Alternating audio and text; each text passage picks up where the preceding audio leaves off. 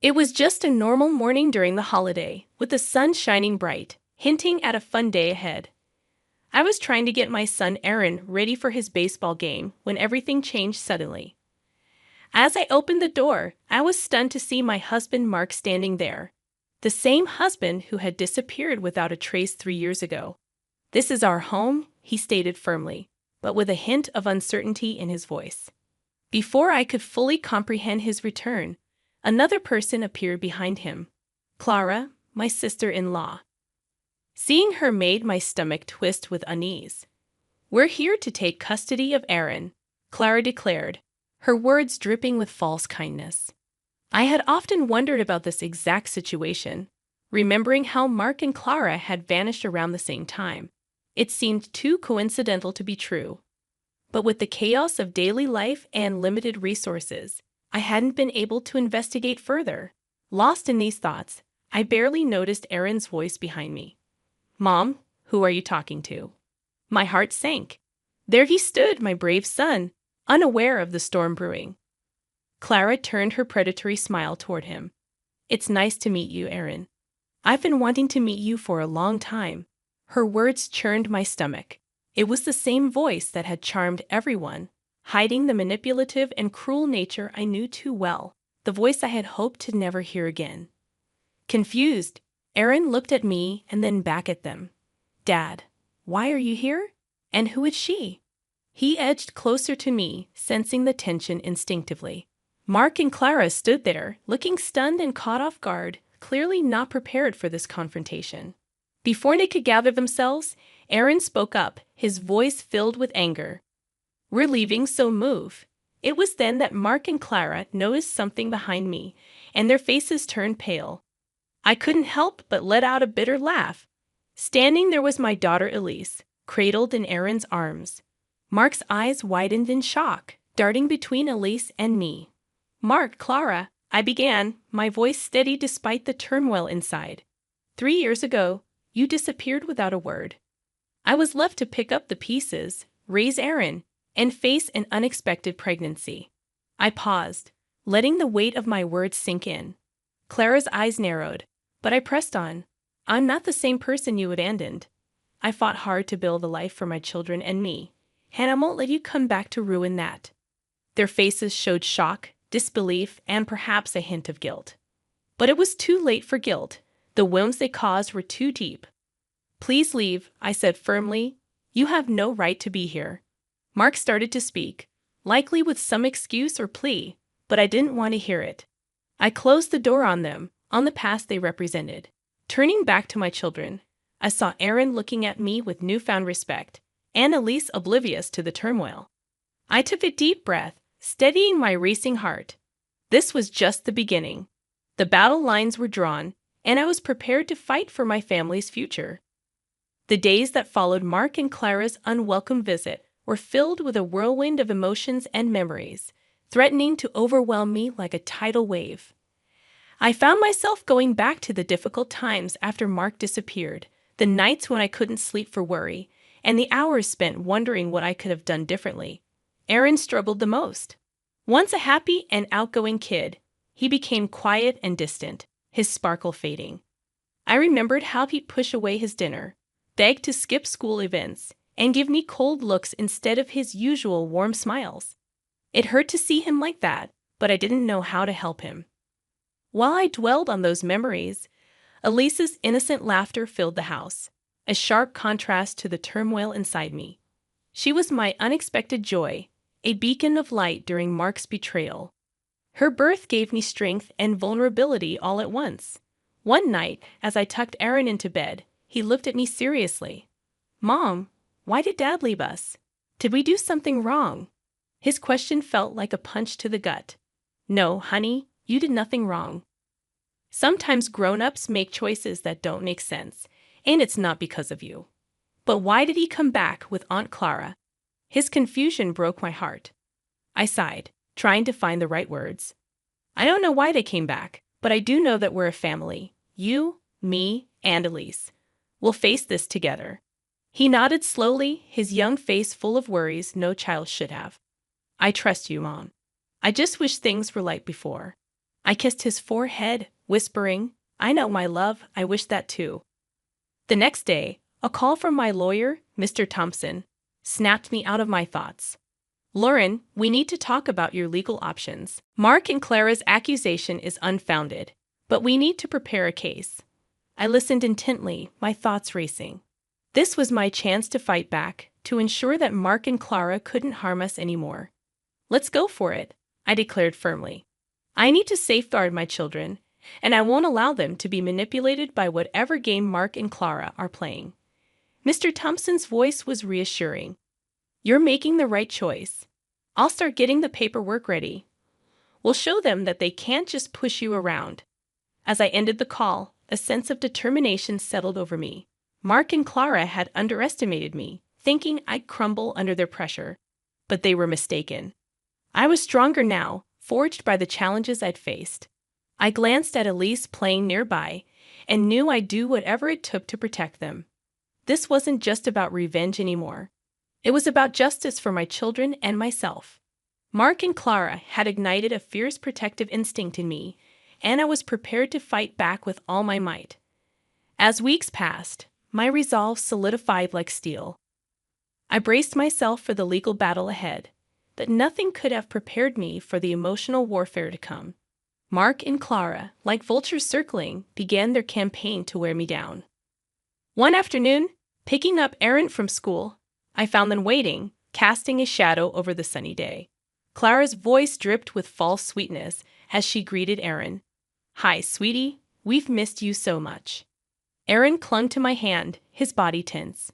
"Why are you here?" he whispered. Mark stepped forward, feigning concern. "We just wanted to see you, son. We're family too, you know." Anger surged within me. "You forfeited the right to call yourselves family when you abandoned him," I snapped, pulling Aaron closer. Clara's facade cracked, her eyes narrowing. "Lauren, you can't keep him from us. We have rights." "Rights? You have no rights here," I shot back, my tone icy. "You made your choice 3 years ago. Now you have to live with it." Mark's face contorted with anger. "You think you're so perfect, Lauren. You're just a bitter woman who couldn't keep her husband happy." Aaron's grip on my hand tightened, his body trembling. "Let's go, Aaron," I said, leading him away, but Clara wasn't finished. "You'll regret this, Lauren. We'll get what we want, as we always do." Their threats lingered as we walked away, but I refused to show them any fear. I had to stay strong for Aaron and Elise. That night, their words echoed in my mind as I lay in bed. The thought of losing Aaron to them was unbearable. I couldn't let it happen. I had to be sharper, tougher. The next day, I met with Mr. Thompson, my resolve like armor. "I want full custody of Aaron, and I want Mark and Clara to have no visitation rights," I stated firmly. Mr. Thompson nodded. "It'll be a tough fight, but I'm confident we can win. You're a great mother, Lauren. The court will recognize that." As the legal preparations progressed, I found an unexpected ally at home, Aaron. One evening, he approached me, his young face serious. "Mom, I want to tell the judge I want to stay with you. Dad and Aunt Clara, they're not really my family." Tears filled my eyes as I hugged him tightly. "Thank you, Aaron. That means everything to me." The day of the court hearing arrived like a gathering storm. I walked into the courtroom with Aaron beside me, ready to defend our future. During the proceedings, Clara tried to play the loving aunt, but her words rang hollow. Mark acted like a remorseful father, yet his eyes betrayed his true intentions. When Aaron spoke, his voice steady and resolute, the truth shone through. "I want to stay with my mom. She's been there for me when no one else was." The judge's decision was like a ray of hope. Full custody granted to me with no visitation rights for Mark and Clara. Leaving the courtroom, Mark seethed with anger, and Clara's eyes glinted with malice. But their reactions didn't matter. Aaron and I had prevailed together. While the victory in court brought a brief sense of peace, it was short-lived. Mark and Clara, wounded and desperate, became more dangerous. They launched a smear campaign, spreading lies and rumors about me in our community. I never expected the psychological battle that ensued. One evening, Aaron returned from school, his eyes filled with tears he refused to shed. Mom, kids at school are saying you took me from Dad, that you're mean for keeping me away from him. His words shattered me. Aaron, you know that's not true. Everything I've done is to keep you and Elise safe. He nodded, but doubt lingered in his eyes. I know, Mom, but it's tough. They just don't understand. I held him close, feeling his trembling frame. I know it's hard, sweetheart, but we'll endure. We're stronger than their lies. As days passed, the rumors turned uglier. Clara, always sharp-tongued, now wielded her words like a weapon, seeking to dismantle my world. I knew I had to fight back, yet I hesitated to stoop to their level.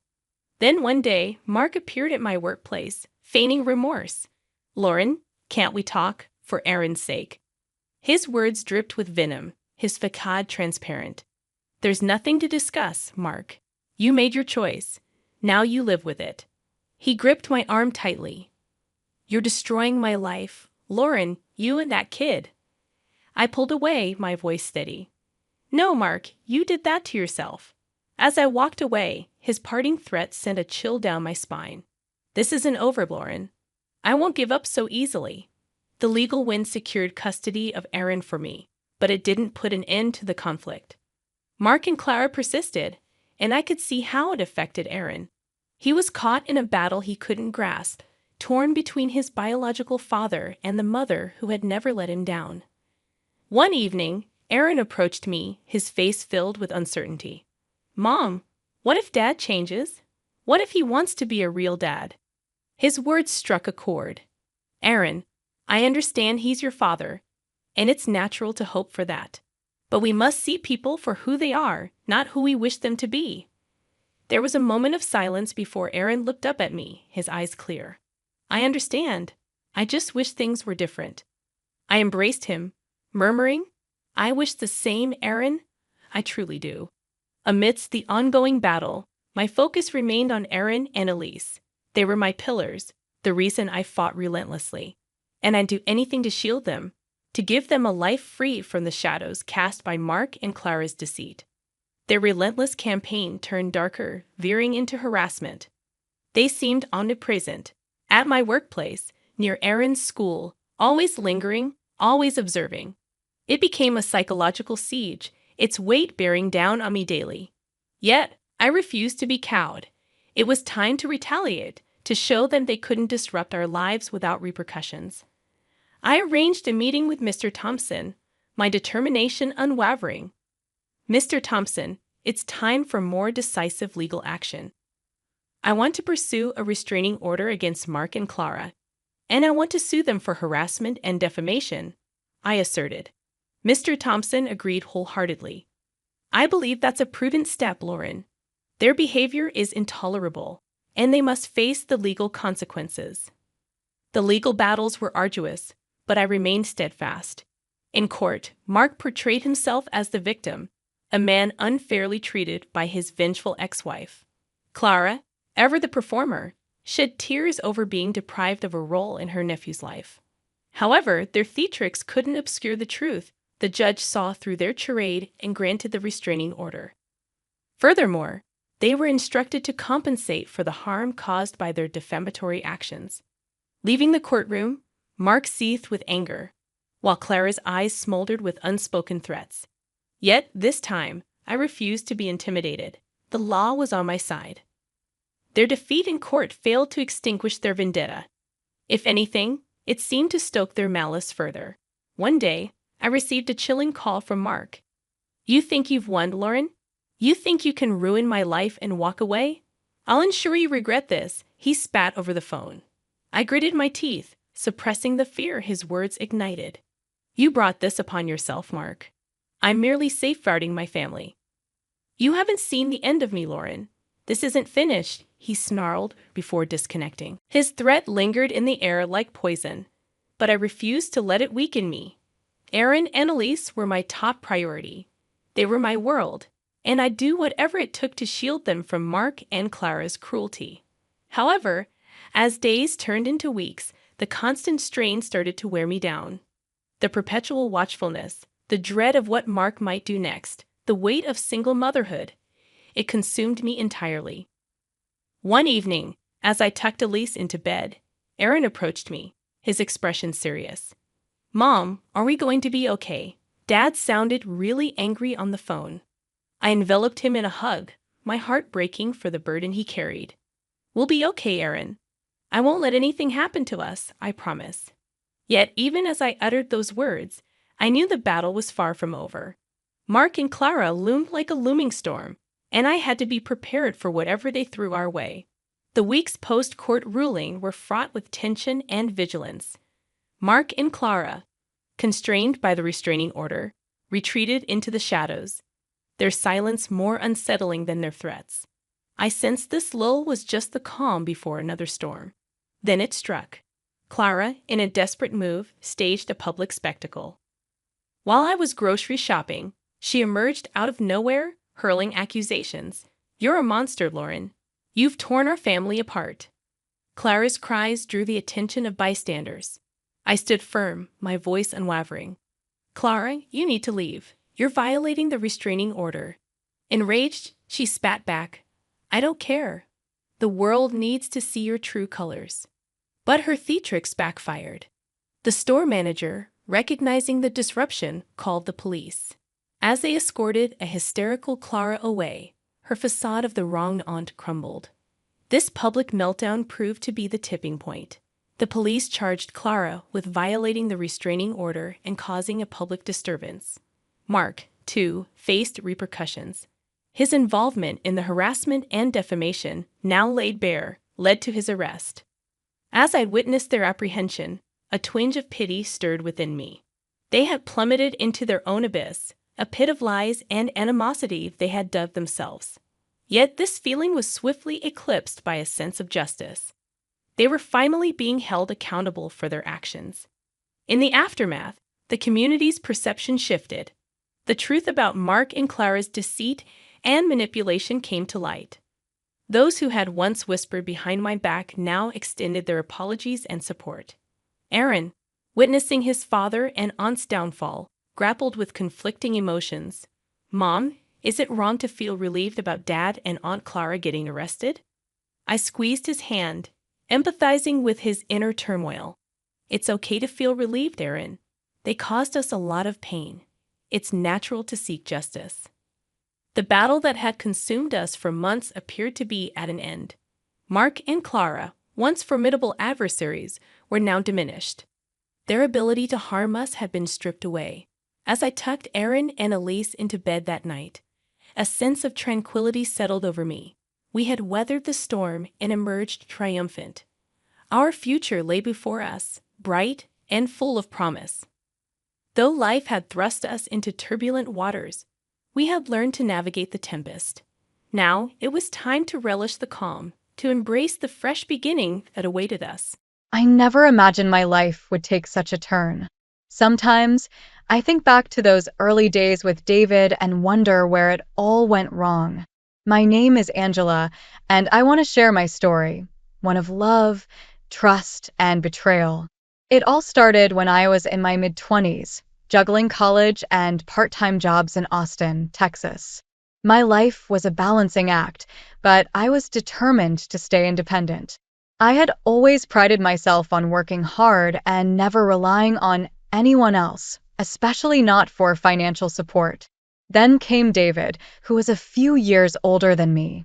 We met during a college event, and despite our age difference and my busy schedule, there was something about him that caught my attention. David seemed stable and had a good career, qualities I admired.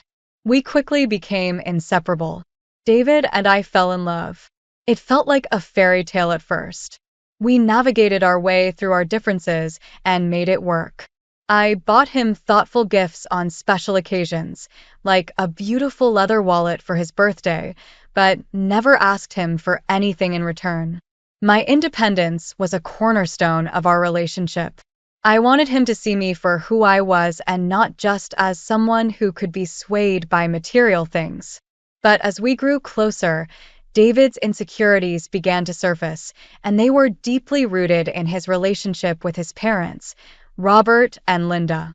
They had recently won the lottery, a windfall that changed their lives dramatically. Their sudden wealth led them to buy a $450,000 house and adopt a sense of superiority that made them look down on everyone else. They began to see people through a filter of distrust and suspicion, particularly when it came to their son.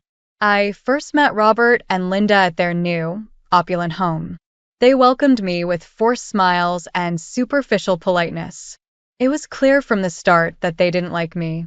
Their doubts about my intentions were palpable. They had this way of questioning my sincerity, as if every word I said was measured against a backdrop of financial motives. Despite my best efforts to show them that I was genuine, I could see that their skepticism was a barrier I couldn't easily break through. David tried to brush off his parents' concerns, but I could sense the tension growing. He would sometimes echo their doubts in subtle ways, and I felt the sting of their mistrust. It was hard to watch someone you love struggle with their own beliefs, especially when those beliefs were shaped by others.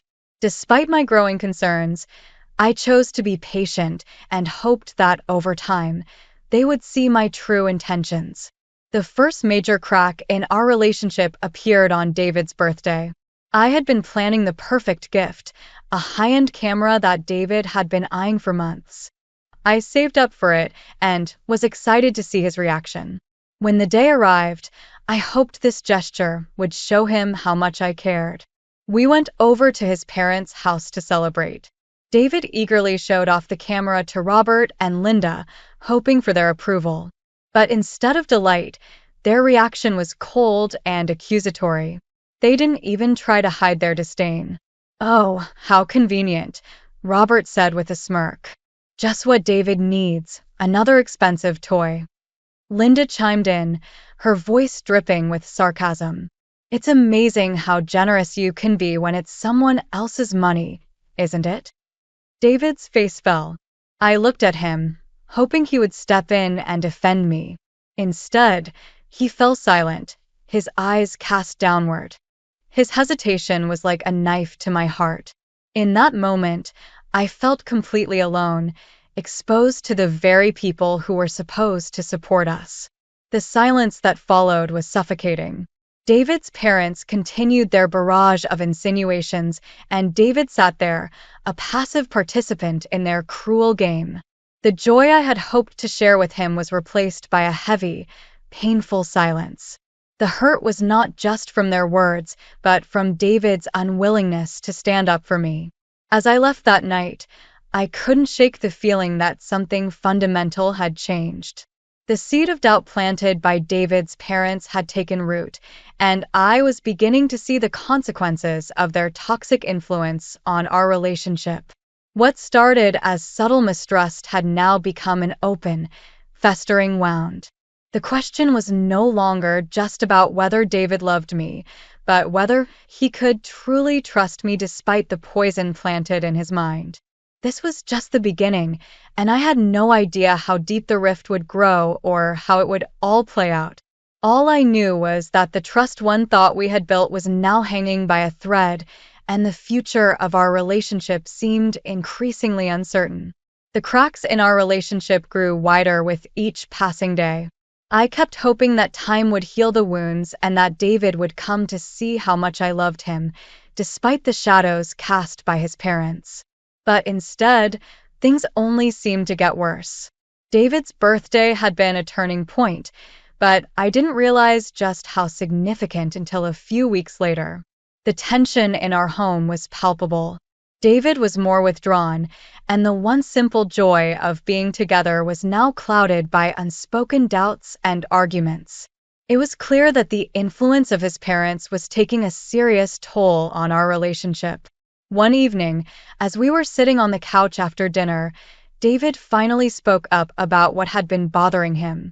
"Angela, do you really understand what my parents are saying about you?" he asked, his voice heavy with uncertainty. I looked at him, my heart sinking. "David, I've heard what they've said. It's hurtful and unfair, but I thought we were stronger than this.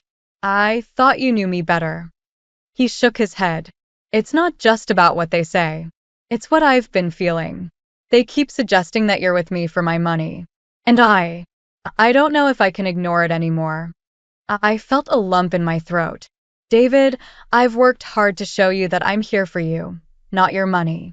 But if you're starting to believe what they say, then where does that leave us?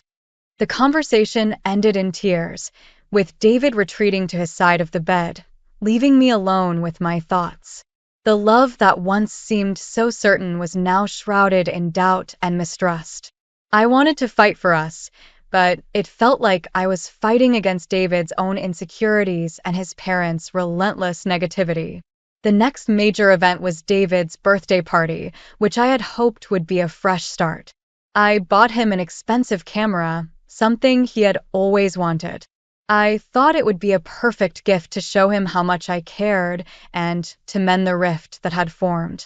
We planned a small celebration at his parents' house, and I was determined to make it a special occasion. When we arrived at Robert and Linda's lavish home, I tried to stay positive, hoping that this gift might shift their perception. David was visibly excited as he unwrapped the camera and eagerly showed it to his parents.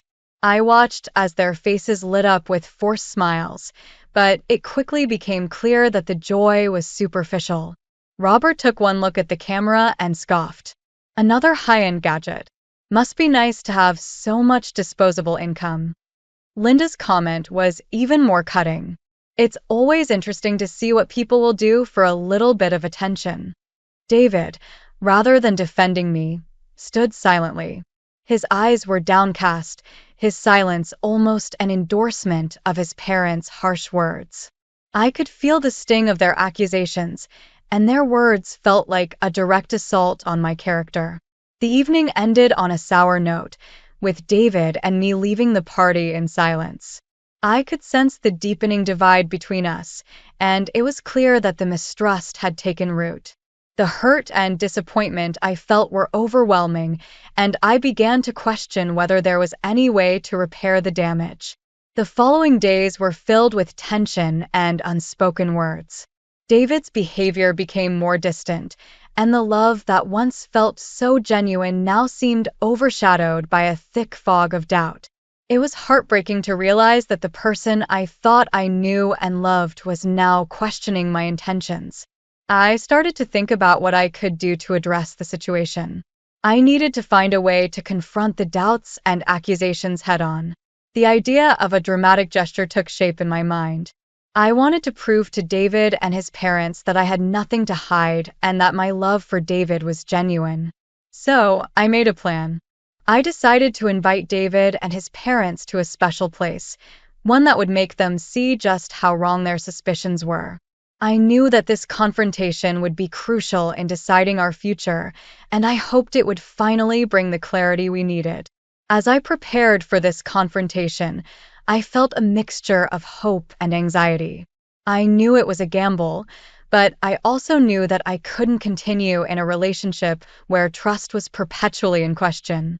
The coming days would be pivotal, and I was determined to face whatever came next with courage and honesty. The day of the confrontation arrived, and I was both nervous and resolute. I had meticulously planned everything, hoping that this would be the turning point where David and his parents would finally see the truth. I had invited them to a luxurious estate that had belonged to my late parents. It was a grand house worth $4 million, held in a trust fund that I would inherit when I turned 32. I hoped this would demonstrate that my love for David wasn't about his money, but about him as a person. When David, Robert, and Linda arrived at the estate, their expressions were a mix of curiosity and skepticism. I greeted them warmly, trying to keep my nerves in check. We went through the grand entrance, past the marble floors and opulent decorations, and into the living room where I had set up refreshments. David's eyes widened as he took in the grandeur of the house. "Angela, this place is incredible," he said, though his tone was laced with unease. Robert and Linda exchanged glances, their expressions hard to read. "It's certainly impressive," Robert said, his voice betraying a hint of suspicion. I took a deep breath, feeling the weight of the moment. There's a reason I wanted to show you all this, I said, trying to keep my voice steady. I want you to understand that my feelings for David have never been about money. Linda raised an eyebrow. And what does this house have to do with that? I led them to the study, where I had set up a few documents and pictures. This house is part of an inheritance from my parents. It's held in a trust fund, and I will fully inherit it when I turn 32. I wanted to share this with you to show that I have never needed David's money or anyone else's. My love for him is genuine. The room fell silent as they processed the information. I could see the confusion on their faces, and for a moment, I hoped they might understand.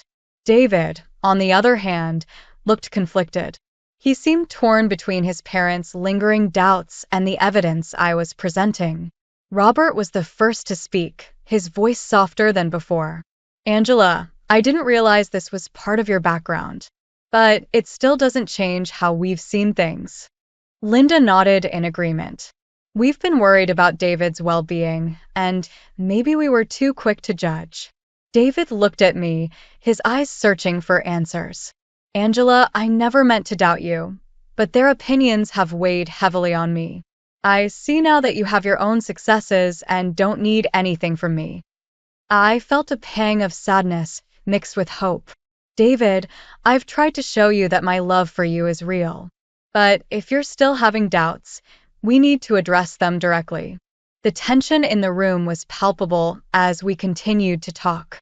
Robert and Linda seemed to struggle with accepting that their views might have been misguided, while David was grappling with the realization that his parents' influence had clouded his judgment.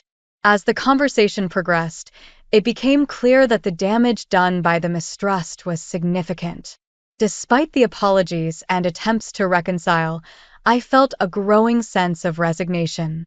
I had hoped this revelation would heal the rift, but instead, it exposed the deep-seated issues that had plagued our relationship. David tried to bridge the gap, but his attempts felt too little, too late. The trust that had been eroded over time couldn't be easily restored, and the hurt from the ongoing doubts was too fresh.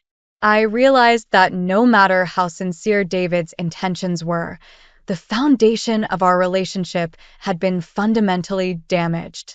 The evening ended with an uneasy truce. David, Robert, and Linda left the estate with their own thoughts, and I was left alone to reflect on what had transpired.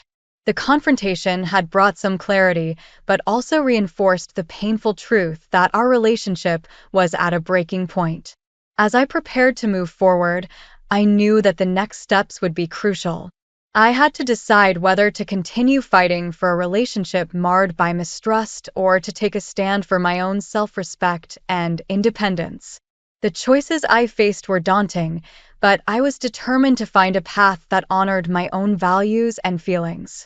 The days following the revelation at the estate were filled with turmoil. David's attempts to reconcile were earnest, but the damage done was beyond repair.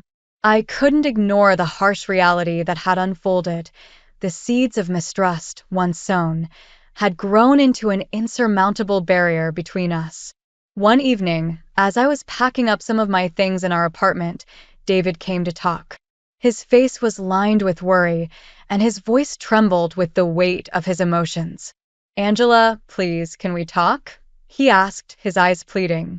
I nodded, setting down the box I was packing. "What is it, David?"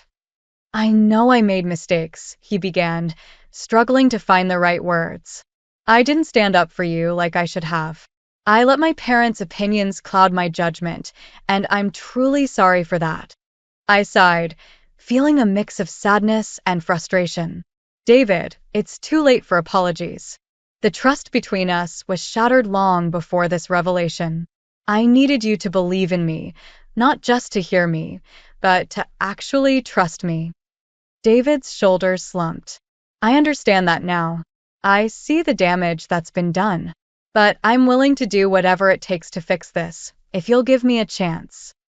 I looked around the apartment, filled with memories and broken dreams. "David, it's not just about fixing things with apologies or promises. It's about the fundamental issues that have been festering for too long. He reached out for my hand, but I pulled away gently. I've thought a lot about what's best for both of us. Staying in a relationship where I constantly have to prove my worth isn't healthy for either of us. I need to move on and rebuild my life. David's eyes filled with tears. Please don't do this, Angela. I love you. I'm willing to change. I shook my head, my resolve firm. Love isn't enough when trust is broken beyond repair. I need to focus on myself now. I've made up my mind. That evening, I began the process of moving out. It was heart-wrenching, leaving behind the life I had envisioned with David. But I knew it was necessary. I filed for divorce the next week, and though it was painful, it was also a relief to take control of my own future. The following year was a journey of self-discovery and healing. I immersed myself in my work and personal interests, finding solace in new routines and activities. I reconnected with old friends and made new ones, slowly rebuilding the confidence that had been eroded by the relationship. David and his parents faced their own struggles in the wake of our separation. The legal and financial repercussions of the divorce were challenging, and the family dynamic was forever altered. I heard through mutual acquaintances that David was trying to make amends, but I had moved on, focused on my own path. Eventually, I found a sense of peace and stability. My independence became a source of strength, and I realized that I could thrive on my own. The lessons I learned about trust, self-respect, and the impact of external influences were invaluable. They shaped my understanding of what a healthy relationship should be and reinforced the importance of believing in myself. As I look back on my journey, I am grateful for the clarity that came from the painful experiences. I've learned that true love must be built on mutual respect and trust, not on the shaky ground of doubt and mistrust. The end of my relationship with David was not an easy choice, but it was the right one for me. Now, I embrace the future with hope and determination. The scars of the past will always be a part of me, but they no longer define me. I've found a renewed sense of purpose and am ready to face whatever comes next, confident in my ability to navigate life on my own terms. Hello, my name is Mia Bennett, and I'm here to share a story that's been a big part of my life for the past few years. It's a tale of family expectations, personal rebellion, and finding my own path. To start, I want you to understand who I am and the life I used to lead. I'm 22 now, but it feels like I've been wrestling with my family's expectations for as long as I can remember. My twin sister, Lily, and I were always compared to each other. While Lily was effortlessly excelling in everything she did, whether it was acing her business management courses or being the perfect daughter, my life seemed to be a constant struggle to keep up. Our parents, Dr. Thomas Bennett and Helen Bennett, were the epitome of high expectations. Dad was a respected university professor, known for his stern demeanor and intense focus on his academic career. Mom, on the other hand, was a traditional housewife, deeply invested in keeping up the family's impeccable image. They had a vision for our lives, and it didn't quite match up with who I was or who I wanted to be. Everywhere I went, I felt like I was under a microscope. Dad would often mention how proud he was of Lily and her academic achievements. Mom would tell me how important it was for me to follow Lily's example if I wanted to make them proud. To them, success meant excelling academically, securing a prestigious job, and marrying someone they deemed suitable. For a long time, I tried to fit into this mold. I wore what they approved of, followed their rules, and did my best to be the daughter they wanted. But something inside me was screaming to break free. I wanted to be more than just a shadow of Lily. I wanted to make choices based on my own desires, not just what would satisfy my parents. It wasn't that I didn't love them, it was just that their expectations felt like a heavy weight around my neck. One small act of rebellion was my way of expressing this struggle. Instead of the conventional clothing they preferred, I started wearing bold eyeliner and unconventional outfits. It felt like a tiny, defiant stand against the constraints they had imposed on me. At first, these little changes were met with raised eyebrows and disapproval. But for me, they were a sign that I was inching closer to finding my own identity. The turning point in my story came when I met Ethan. I was in the university library, struggling through another assignment, when he walked in. Ethan was a carpenter in his early 30s, and he was nothing like anyone I had ever met before. He had a way of making the mundane seem exciting, of seeing the world through a lens of freedom and possibility. When he spoke about his work and life, it was clear that he lived on his own terms. Ethan had this infectious enthusiasm for life that I couldn't ignore. He wasn't confined by societal expectations or the rigid plans that my parents had laid out for me. We started talking more, and it wasn't long before I realized how much I enjoyed being around him. He made me feel like I could be myself without any pretenses or fears of judgment. One evening, as we were sitting in a cozy cafe near the university, Ethan took my hand and looked into my eyes. "Mia," he said softly, "I know it sounds crazy, but I can see a future for us. One where we're both free to be who we really are." I felt a rush of emotions. It was the first time someone had spoken to me so openly about a future that wasn't dictated by someone else's expectations. Ethan's proposal wasn't just about marriage. It was an invitation to a different way of living. It was about breaking free from the mold that had been cast for me and carving out a new path together. When Ethan proposed, I knew that my parents would never approve. They had always envisioned me with someone who fit their idea of success, a person who would align with their standards and social expectations. But Ethan was everything they disapproved of. He lived a life of spontaneity and freedom, far removed from the academic and social circles they valued. Despite knowing the challenges ahead, I said yes to Ethan. For the first time, I was choosing to live for myself. It was a huge step, one that would eventually lead to me making some of the hardest decisions of my life. As I prepared to introduce Ethan to my parents, I couldn't shake the feeling of impending conflict. I hoped they might see how happy he made me and understand why I was drawn to him. But deep down, I feared their reaction. That's where my story begins, caught between the life my parents had planned for me and the life I was beginning to build with Ethan. I was ready to face the consequences, no matter how daunting they seemed. Introducing Ethan to my parents was one of the most nerve-wracking experiences of my life. My heart pounded as I led him into the house, hoping against hope that my parents might accept him and see the happiness he brought me. Dad was sitting in his study, surrounded by piles of books and papers. He barely looked up when we entered, his attention focused on his work. Mom was in the kitchen, busy preparing dinner. Her movements were precise, her face set in the kind of expression that signaled she was deep in thought. "Mia, there you are," she said, turning as we walked in.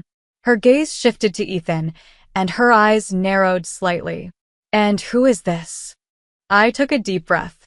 "Mom, Dad, this is Ethan. He's a carpenter, and, well, he's someone very important to me." Dad looked up from his papers, his eyebrows raised in surprise. "A carpenter?" he repeated, his voice laced with skepticism. "And what brings him into our home?" Mom's expression hardened as she glanced at Ethan, taking in his casual attire and easy demeanor. "So, Ethan, tell us about yourself," she said, her tone polite but distant. Ethan, ever the charismatic person, smiled warmly. "I'm a carpenter, like Mia said. I love what I do, and I've always believed in living life on my own terms. I know it might seem unconventional, but I think it's important to be true to yourself." Mom's lips pressed into a thin line, and Dad's gaze grew even more scrutinizing. It was clear they weren't impressed, and the tension in the room was palpable. We sat down for dinner, the conversation strained and stilted. I tried to steer the discussion towards lighter topics, hoping to ease the tension, but every attempt felt like it was met with cold indifference. Dad kept glancing at Ethan as if trying to find a flaw in his character, while Mom seemed to be rehearsing a speech in her head.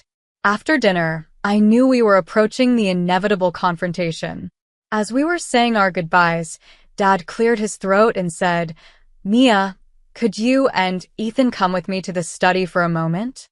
My stomach nodded as we followed him into his study. He shut the door behind us, his expression stern. "Mia, I need to be honest with you," he began. "We've always had certain expectations for you and your sister. It's important for our family's reputation and future."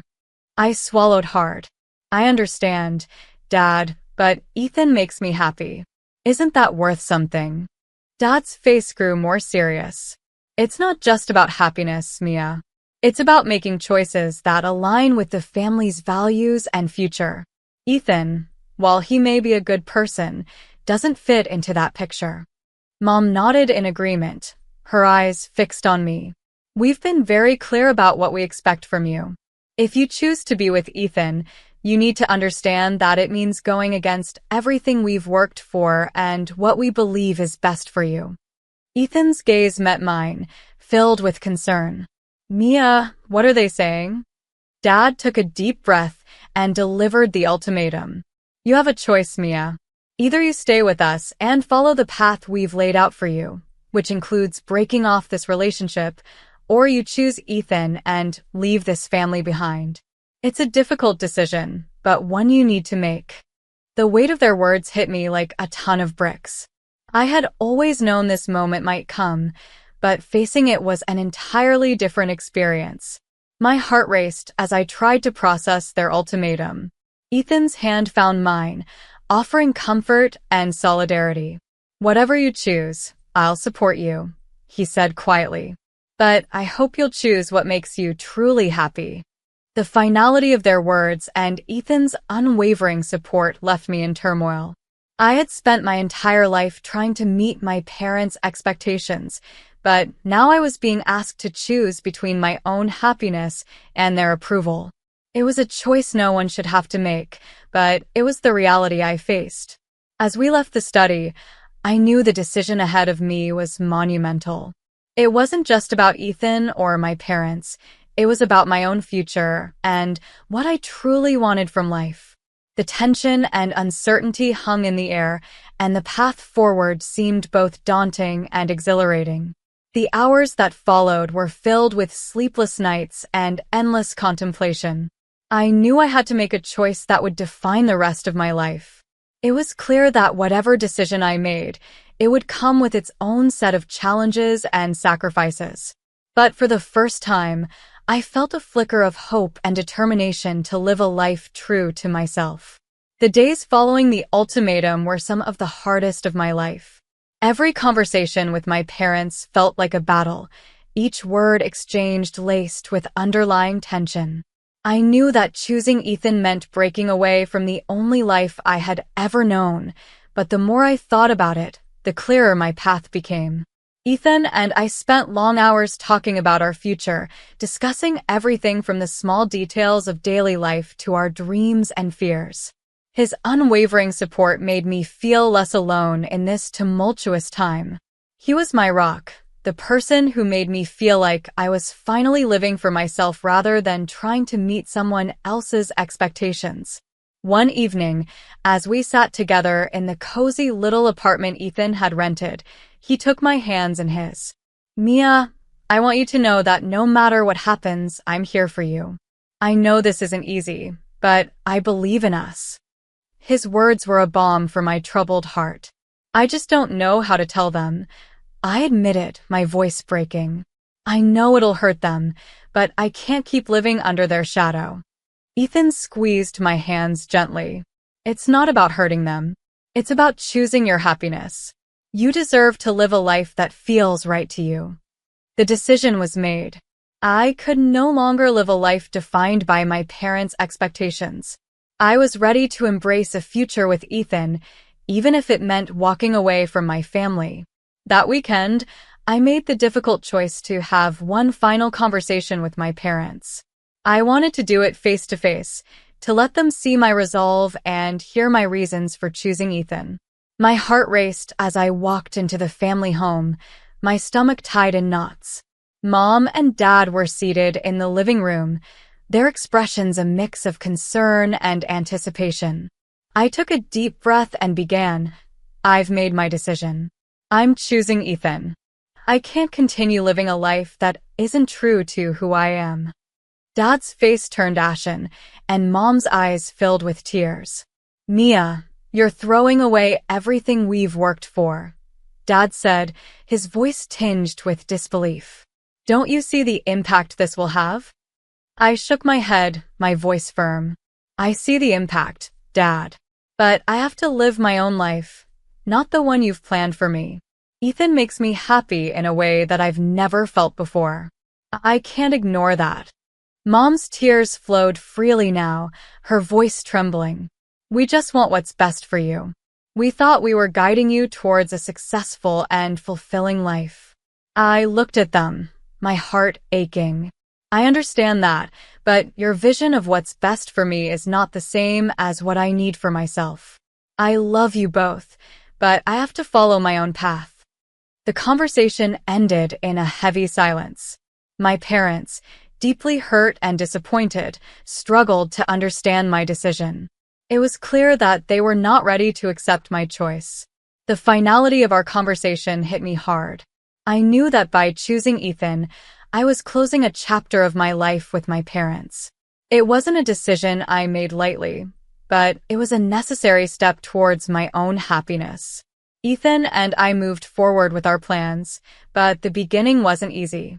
We had to navigate the challenges of starting over, from finding a place to live to adjusting to our new life together. Despite the difficulties, there was a sense of freedom and fulfillment that came with our choice. We married in a small, intimate ceremony surrounded by Ethan's friends and family. It was a far cry from the grand affair my parents might have envisioned, but it was perfect in its simplicity. I felt a deep sense of contentment as we exchanged our vows, knowing that I was making a choice that was truly my own. The months that followed were filled with adjustments and new experiences.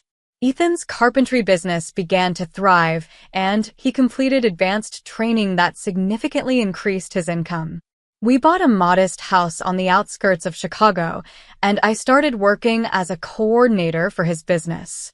Despite the joy and love in our lives, a part of me still felt the absence of my parents. I held on to the hope that they might eventually come around, but their silence was a constant reminder of the price I had paid for my freedom. Then, the unexpected happened. My parents came to me, not as I had hoped, but in a state of desperation. They had been caught up in a scandal involving Dad at the university, and they had been disowned by Lily and her husband. They were reaching out, hoping for help from the one person they had hurt. As they stood in front of me, their faces drawn and weary, I faced an emotional storm. They had come seeking refuge, but the hurt and betrayal I felt were still fresh. I listened to their plea, my heart torn between the past and the present. In that moment, I realized that despite their need, I had already made my choice. The life I had built with Ethan was a testament to my own happiness and independence. I couldn't go back to the life they had tried to dictate, no matter how much they now needed me. "I'm sorry, but I can't help you," I said, my voice steady but full of sorrow. "I've made a new life for myself, and I need to protect that. I can't undo the choices I've made or go back to the way things were." Their shocked and hurt expressions were the final break in our relationship. It was clear that our family ties had been irrevocably severed, and the path I had chosen was now firmly in place. As I closed the door behind them, I felt a profound sense of finality. It was a bittersweet moment, filled with both the pain of loss and the satisfaction of living a life true to myself. With Ethan by my side, I knew I had made the right choice, and I was ready to embrace whatever the future held. Life with Ethan was a journey full of ups and downs, but it was a journey I was grateful to be on. We settled into our new home on the outskirts of Chicago, finding comfort in the cozy space that we could finally call our own. The house wasn't big or fancy, but it was ours. We filled it with laughter, love, and the small touches that made it uniquely ours. My role as a coordinator in Ethan's business kept me busy, and it was rewarding to see our joint efforts paying off. Ethan's carpentry skills continued to shine, and his new certification brought in a significant increase in income. He was earning around $80,000 a year now, which allowed us to build a comfortable life. We even started talking about our future more seriously, imagining a life filled with new possibilities. One evening, as we were winding down from a long day, Ethan took my hand and looked into my eyes with a warmth that always made me feel cherished. "You know, Mia," he said softly, "I've been thinking about how lucky we are. Despite everything, we've managed to create something wonderful together." I smiled, feeling a sense of contentment wash over me. I know. I never imagined things would turn out this way, but I wouldn't trade it for anything. Our happiness grew even more when we discovered that we were expecting a baby. The news was a joyful surprise, and it felt like a new chapter was beginning. We eagerly prepared for the arrival of our son, setting up a nursery and dreaming about the future we would build for him. However, life took another dramatic turn when my parents, once again seeking help, reappeared in our lives. The scandal that had previously rocked their world had left them isolated, and they had been disowned by Lily and her husband. They came to me, vulnerable and desperate, asking for assistance. Seeing them again stirred up a whirlwind of emotions.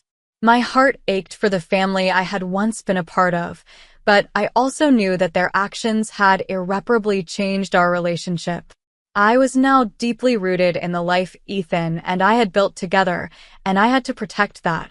After hearing their plea, I took a deep breath and made my decision.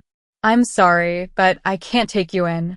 I've worked hard to build a new life, and I have to focus on that now." Their disappointment was palpable, but I stood firm in my decision. The finality of it all was sobering. I realized that I had already made the choice to prioritize my own happiness and the family I had created with Ethan. As time went on, Ethan and I welcomed our son into the world. Holding him for the first time was a profound moment, filled with love and hope. He represented the future we had dreamed of, a new beginning that brought immense joy into our lives. Despite the absence of my parents, I found peace in the life I had chosen. The journey had been difficult, but it had led me to a place where I could truly be myself. Ethan and I were building a life grounded in love and authenticity, and it was more fulfilling than I had ever imagined. The story of my life had come full circle. I had faced the struggle between individuality and conformity, and I had chosen to embrace my own path. With Ethan by my side and our son in my arms, I knew that I had found my place. The ties to my past were gone, but the future was bright with the promise of happiness and fulfillment. And as I looked at my little family, I felt a deep sense of contentment. The choices I had made, though challenging, had led me to a life that was truly mine. The journey was far from over, but it was one I was eager to continue, with love and hope guiding the way. Hi, I'm Hazel. I'm 32 years old and 9 months pregnant with my first child. Life hasn't been easy lately, and I want to share my story, hoping it might help someone else in a similar situation. I live in San Francisco with my husband, Michael. He's 34 and works as a software engineer. From the outside, our life might look perfect, but reality is quite different. Michael is emotionally neglectful and unhelpful at home. Most weekends, he spends at his parents' house, leaving me alone to manage all the household chores despite my pregnancy. I love photography, and capturing moments of my daily life brings me small joys, but they are often overshadowed by Michael's lack of support and constant criticism. One evening, Michael came home and demanded that I go to the convenience store to buy beer. I was exhausted and felt unloved, but I reluctantly agreed. Walking to the store, I couldn't help but feel the weight of his insensitivity. Why couldn't he go himself?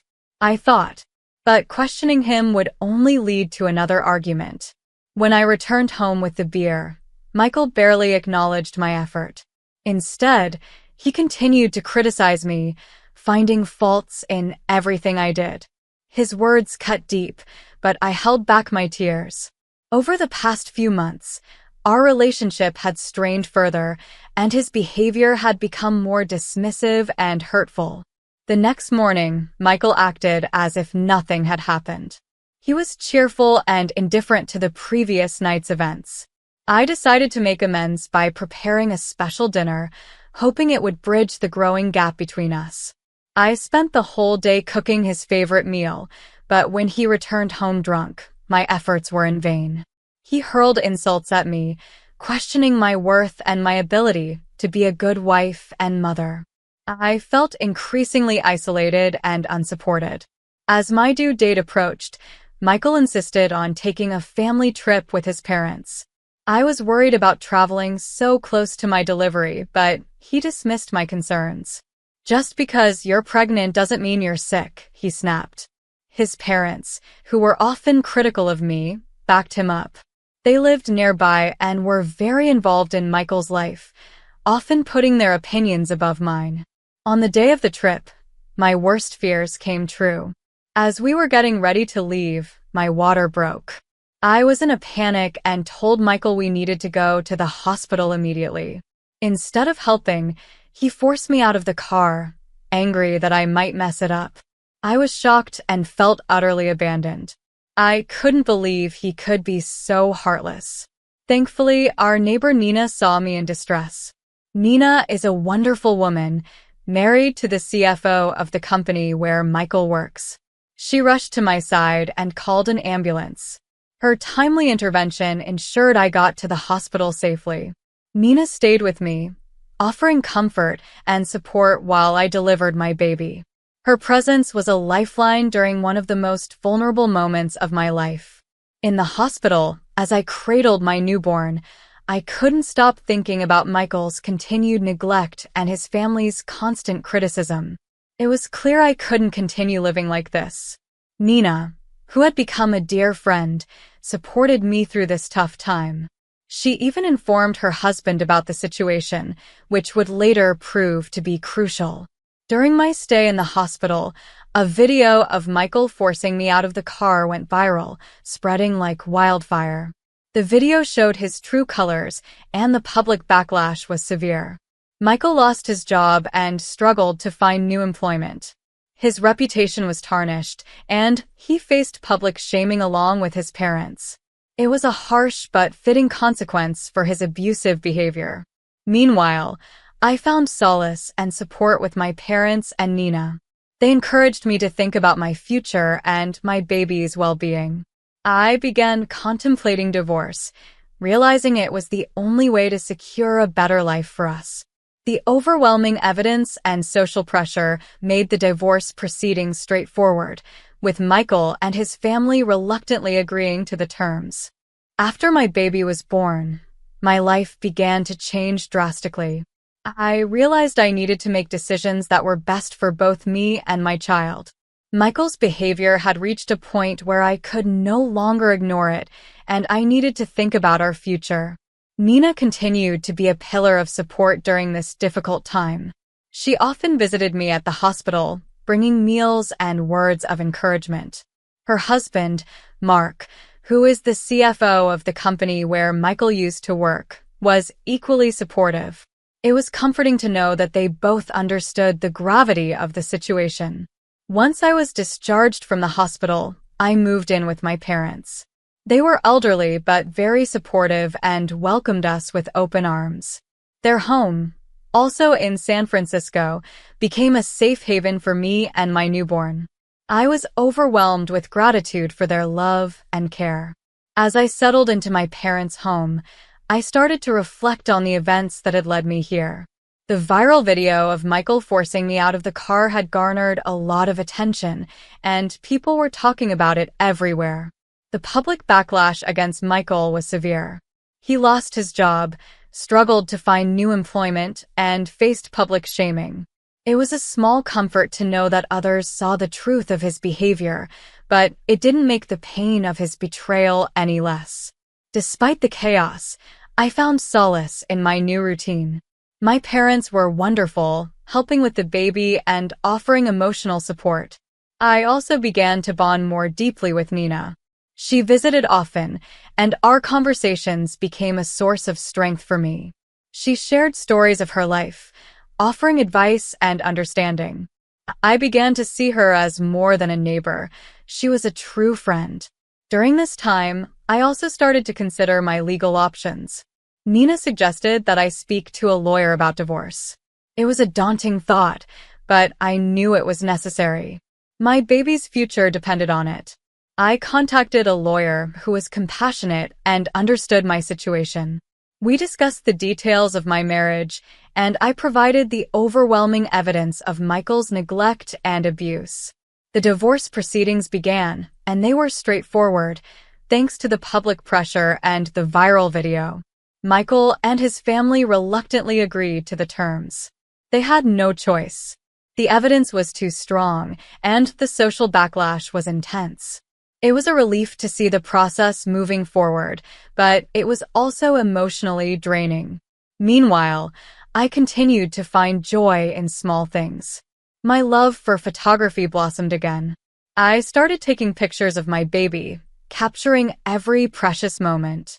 These photos were a reminder of the new life I was building, a life filled with love and hope. One day, as I was walking through the neighborhood with Nina, she introduced me to her son, Jake. He was around my age, and we quickly became friends. Jake was kind and understanding, qualities that I had missed so much in my relationship with Michael. Our conversations were easy, and he often helped me with the baby, offering to babysit so I could have some time to myself. It was unexpected, but our friendship started to grow into something more. Jake and I spent more time together, and he became a significant part of my support system. He made me laugh and reminded me that there were good people in the world. My parents also adored him, and they were happy to see me smile again. It was a slow process, but I was beginning to heal. Throughout this period, Nina and Mark were incredibly supportive. They helped me navigate the complexities of single motherhood and the emotional aftermath of my divorce. Mark, understanding the pressures of work and family, often gave practical advice, while Nina provided a listening ear and a warm heart. Despite the difficulties, I felt a growing sense of empowerment. I was taking control of my life and making decisions that were best for me and my baby. The pain of Michael's neglect and abuse was still there, but it was no longer defining me. I was stronger than I had ever realized. As I continued to navigate life as a new mother and deal with the aftermath of my failed marriage, I found strength in the support around me. My parents, Nina, and Jake were constants in my life, and their presence helped me through the toughest days. The divorce proceedings were moving forward, but it wasn't without its emotional toll. Michael's family was in denial about his behavior and tried to paint me as the villain. They couldn't accept that Michael had lost his job and his reputation due to his own actions. Despite this, I knew I had to stay strong for my baby. One morning, I received a call from my lawyer. She informed me that Michael wanted to meet and discuss the divorce settlement. I was hesitant, but agreed to the meeting under the condition that it would be supervised by our lawyers. The thought of facing Michael again filled me with anxiety, but I knew it was a necessary step. The meeting was tense. Michael looked disheveled and bitter, a shadow of the man I once knew. He blamed me for everything that had gone wrong in his life. If you hadn't made such a big deal out of everything, None of this would have happened, he snapped. His words stung, but I reminded myself that this was the same man who had abandoned me when I needed him the most. Our lawyers mediated the discussion, ensuring it remained civil. Michael reluctantly agreed to the terms, including child support and visitation rights. The sense of relief I felt was immense. This meeting marked the beginning of the end of a painful chapter in my life. Back at home, my parents were eager to hear about the meeting. I shared the details with them and felt a weight lift off my shoulders. My mother hugged me tightly, whispering, "You're so strong, Hazel. We're proud of you." Their unwavering support was a source of immense comfort. Meanwhile, my relationship with Jake continued to develop.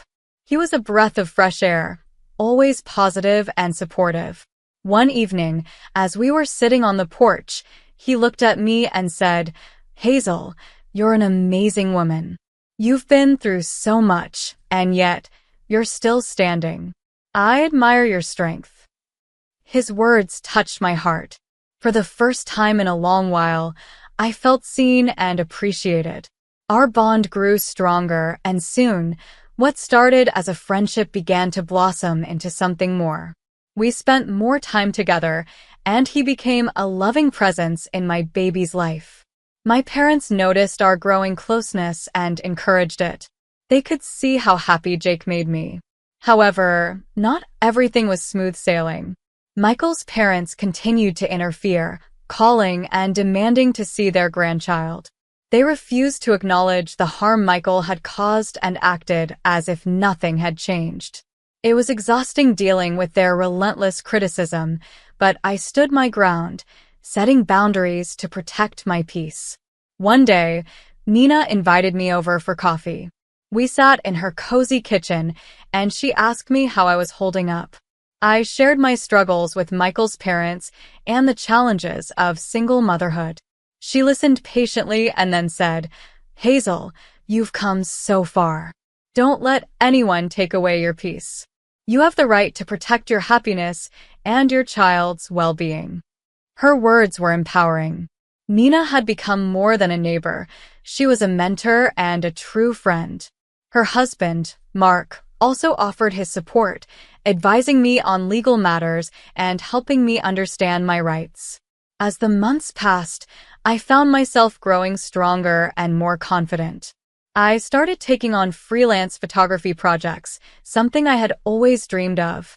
It was fulfilling to pursue my passion and provide for my baby. Each photo I took was a testament to my journey and the new life I was building. My relationship with Jake continued to flourish. He was patient, kind, and genuinely cared for me and my baby. One evening, as we were watching the sunset, he turned to me and said, "Hazel, I love you. I know it's been a tough journey, but I want to be there for you, for both of you, every step of the way." Tears filled my eyes as I realized how far I had come. From feeling abandoned and neglected, I was now surrounded by love and support.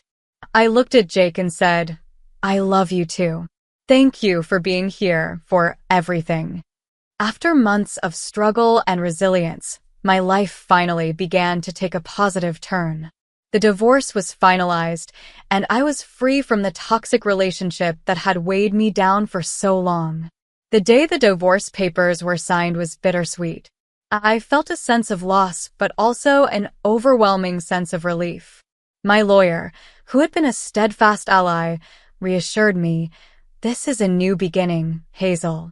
You're doing the right thing for yourself and your child." With the divorce behind me, I focused on building a stable and happy life for my baby and myself. My freelance photography work started to pick up, and I found joy in capturing beautiful moments for others. Each project was a step towards my independence and self-fulfillment. Jake was a constant source of support and love. He understood my past and respected my journey. One evening, as we were having dinner with my parents, he proposed to me. It was a simple, heartfelt moment. "Hazel, will you marry me?" he asked, his eyes full of hope. I didn't hesitate.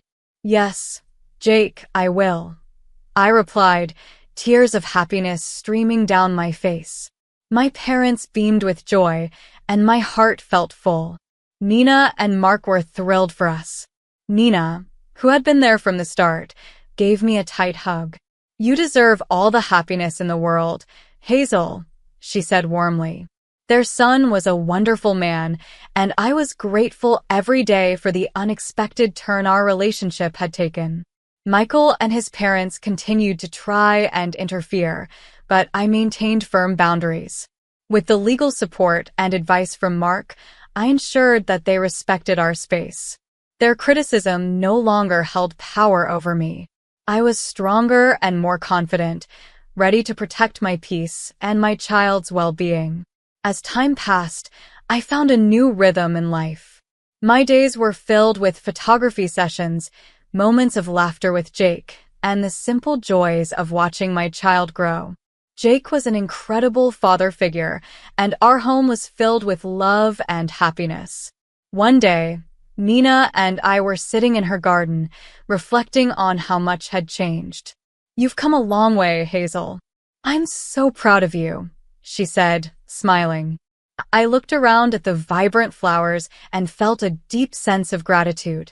I couldn't have done it without you, Nina. Your friendship means the world to me, I replied. The story of my past, marked by neglect and emotional abuse, had transformed into one of empowerment and independence. I had found my voice and my strength. My life was now filled with supportive people who loved me for who I was. In closing, I want to say to anyone listening, no matter how dark and difficult your situation may seem, there is always hope. Surround yourself with people who support and uplift you. Take one step at a time and never lose sight of your worth. Empowerment and happiness are within your reach. Thank you for following my journey. The soft hum of the air conditioning in my office was a comforting contrast to the storm of thoughts swirling in my mind. My name is Elena, and I'm a 30-year-old attorney living in Chicago. On the surface, my life seems picture perfect. I have a successful career, a beautiful apartment, and a circle of friends who care about me. But beneath this facade lies a past filled with chaos and pain, a past I've kept hidden from everyone, even myself at times. It all started on an ordinary Tuesday afternoon. I was buried in paperwork, my mind focused on the legal briefs spread out before me. The tranquility of my office was shattered by the ringing of my phone. I glanced at the caller ID, expecting it to be a client or a colleague, but instead, it was an unknown number. Something about it felt ominously familiar, sending a chill down my spine. With a hesitant hand, I answered the call. "Elena speaking," I said, trying to maintain my usual professional tone, though a sense of unease was creeping in. "Elena, it's your father," came the voice on the other end, laced with a nervousness that did nothing to calm my rising apprehension. I froze, the words echoing in my mind. My father, Robert, a man I hadn't spoken to in over a decade. A man who once symbolized love and protection, but had since become a source of betrayal and pain. I felt a rush of conflicting emotions, anger, fear, sadness, all threatening to overwhelm me. "Why are you calling me?" I asked, my voice sharp, cutting through the silence that followed his introduction. "I'm in trouble, Elena. Financially. I need your help," he said, his voice cracking slightly. His plea, however sincere it might have sounded, ignited a fire of resentment within me. My help? Now, after all these years? After everything he'd done, or rather, hadn't done? My help? You need me now, I retorted, disbelief and anger intermingling in my tone. You stopped being my father a long time ago. Elena, please. I know I made mistakes, but I'm still your dad, he said, a feeble attempt at rekindling a bond long extinguished. The word dad felt foreign, almost jarring. A dad? You forfeited that title when you chose her over me, I said, years of suppressed anger and hurt finding their way into my words. "I thought," he began, but I cut him off, not wanting to hear his excuses. "You thought wrong. You made your choice years ago, and now I've made mine," I said firmly. There was a pause on the line, a heavy silence that felt like an unbridgeable chasm between us. I could hear him trying to find the right words, but I wasn't interested in hearing them. "Elena, I am sorry. I just need this one favor," he pleaded, but his words felt hollow. "Sorry doesn't change the past." "I can't help you," I stated firmly, and without waiting for his response, I hung up. The phone slipped from my hand, and I sat there in my office, numb. The past that I had tried so hard to bury had come rushing back with just one phone call. Memories of my childhood, of a time when everything was different, flooded my mind. Before the age of 10, my life was filled with love and laughter. My parents and I lived in a modest rented house in a quiet Chicago neighborhood. My mother, Sophia, was the heart of our home, a beacon of joy and kindness. She filled our days with warmth, our nights with stories, and our lives with love. My father, Robert, was once a playful and caring man.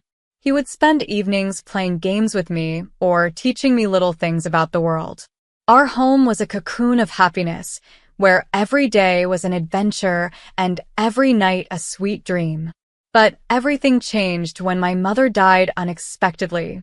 The house that had once echoed with laughter and love turned cold and empty. My father, the man who had once been my hero, seemed to lose himself in his grief. I tried to reach out to him, to find comfort in his presence, but he was distant, almost as if he had forgotten I existed. Then, just a few months after my mother's death, Robert brought Carla into our lives. Carla was a woman who would soon become the source of my nightmares. I still remember the day he introduced her to me. "Elena, this is Carla. She's going to be staying with us," my father announced one evening, his voice devoid of the warmth I was so accustomed to. I looked up at her, searching for a hint of motherly warmth or friendliness, but found none. Her presence was imposing, her gaze cold and calculating. From the very first moment, I sensed a change in the air, a shift that filled me with an unexplainable sense of dread. "Hello, Elena," Carla said, her voice smooth yet devoid of genuine emotion. Her smile, rather than comforting, seemed to hide something sinister beneath its surface. The days that followed were filled with unease. The cheerful memories of the past seemed to fade, replaced by a lingering tension that settled in every corner of our home. My father, blinded by his grief or perhaps his need to move on, didn't notice the change. Or maybe he did, but he chose to ignore it.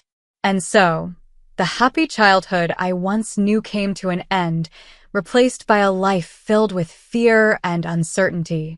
The little girl who had once been surrounded by love and warmth was now left to navigate a world where the people she should have been able to trust the most had betrayed her. As I sat in my office, the weight of these memories pressing down on me, I realized that the wounds of the past were still fresh, still raw. The phone call from my father had ripped open those wounds, reminding me of the pain I had tried so hard to forget. And now, I was left to pick up the pieces once again. The days after Carla moved in were like stepping into a nightmare that I couldn't wake up from. The warmth that once filled our home vanished, replaced by a cold, oppressive atmosphere. Carla, who was supposed to bring comfort after the loss of my mother, instead brought darkness into our lives. I remember how everything changed so quickly. Carla wasn't interested in being a mother to me. In fact, she seemed to resent my very existence. Her words were sharp, her tone always laced with something bitter. At first, it was just small things, a dismissive comment here, a cold glance there, but soon, her hostility grew more blatant. "Elena, you've left your things all over the living room again," she would say, her voice dripping with annoyance. You're old enough to clean up after yourself. I was only 10, still reeling from my mother's death, but there was no kindness or understanding in her voice. My father, Robert, would be nearby, but he never intervened. He would just sit there, lost in his own world, oblivious to the tension building between Carla and me. One morning, as I sat down for breakfast, I noticed my food tasted unusually salty. Carla, did you put too much salt in this? I asked hesitantly, trying not to sound accusatory. Oh, did I? It must have been a mistake, she replied, her tone dismissive. Just eat it, Elena. Don't be so picky. I forced myself to eat, even though the food was almost inedible. But it wasn't just the food. Small, spiteful incidents like this began to happen more frequently. My clothes would come out of the laundry faded or damaged, my school supplies would go missing, and every time I asked Carla about it, she would just shrug and offer a cold smile. Maybe it's time you stop wearing such childish clothes, she'd say, as if that explained why my favorite dress was now unwearable. I felt a surge of frustration every time, but I knew arguing would only make things worse. So, I kept my mouth shut and tried to stay out of her way. But it was impossible to avoid her completely, and each day was a battle, trying to navigate around her hostility and my father's indifference. One evening, I gathered the courage to talk to my father. I had hoped he would understand, that he would finally see what was happening under his roof. Dad, Carla is ruining my things. She's always mean to me, I said, my voice trembling with a mix of anger and sadness. But his reaction was far from what I had hoped for. Elena, you're imagining things. Carla is doing her best to fit into our family. Stop causing trouble, he said sternly, not even looking up from his newspaper. But, Dad, I tried to protest, but he cut me off. That's enough, Elena. I don't want to hear any more of your accusations, he replied, his voice rising in anger. I felt a lump form in my throat as I realized I was truly alone. The one person I thought I could count on had turned his back on me. I retreated to my room, the only place in the house where I felt somewhat safe, and cried silently into my pillow. From that day on, I started spending more time in my room, trying to escape the constant tension that hung in the air. But even there, I wasn't completely safe. Carla's hostility escalated, and she began to lash out physically. It started subtly, a pinch on my arm, a twist on my wrist, but the pain was real, a cruel reminder of my helplessness.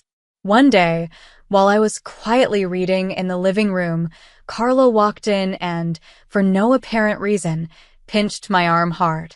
Her nails dug into my skin, and I winced in pain, but I bit back any cry of protest. She looked at me with a cold, triumphant smirk before walking away, leaving me trembling in fear and anger. The days following were filled with dread. I developed strategies to avoid her, constantly alert to her whereabouts in the house. I would wait until she was occupied before I moved around, trying to stay as invisible as possible.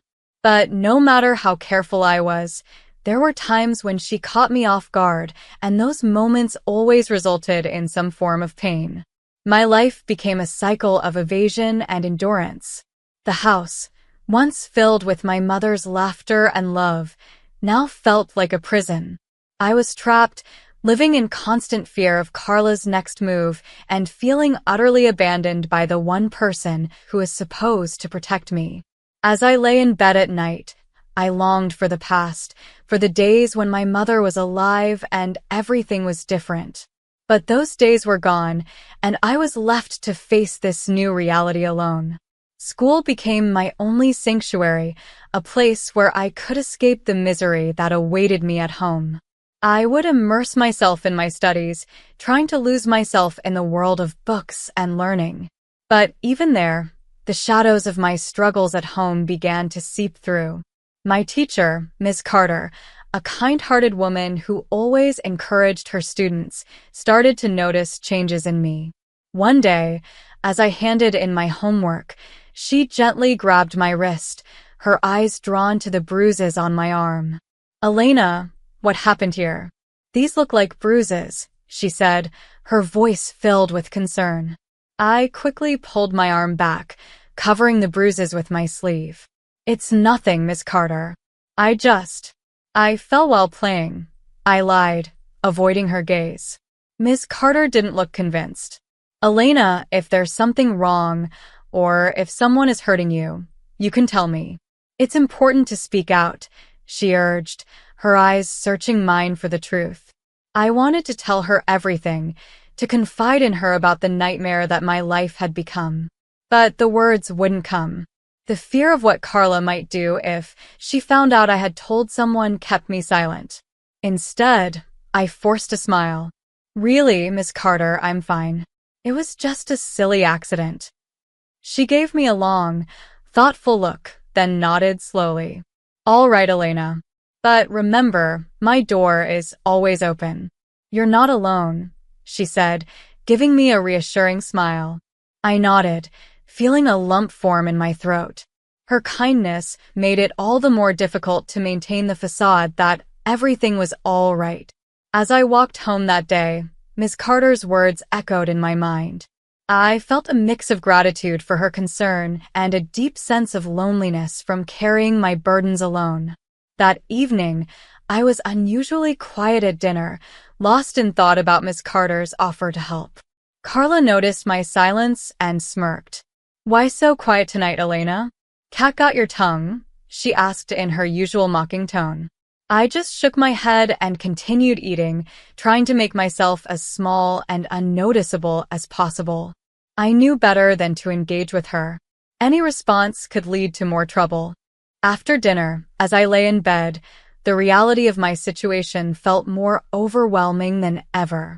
Miss Carter's concern had shown me that people did care, but the fear of what revealing the truth might bring kept me locked in silence.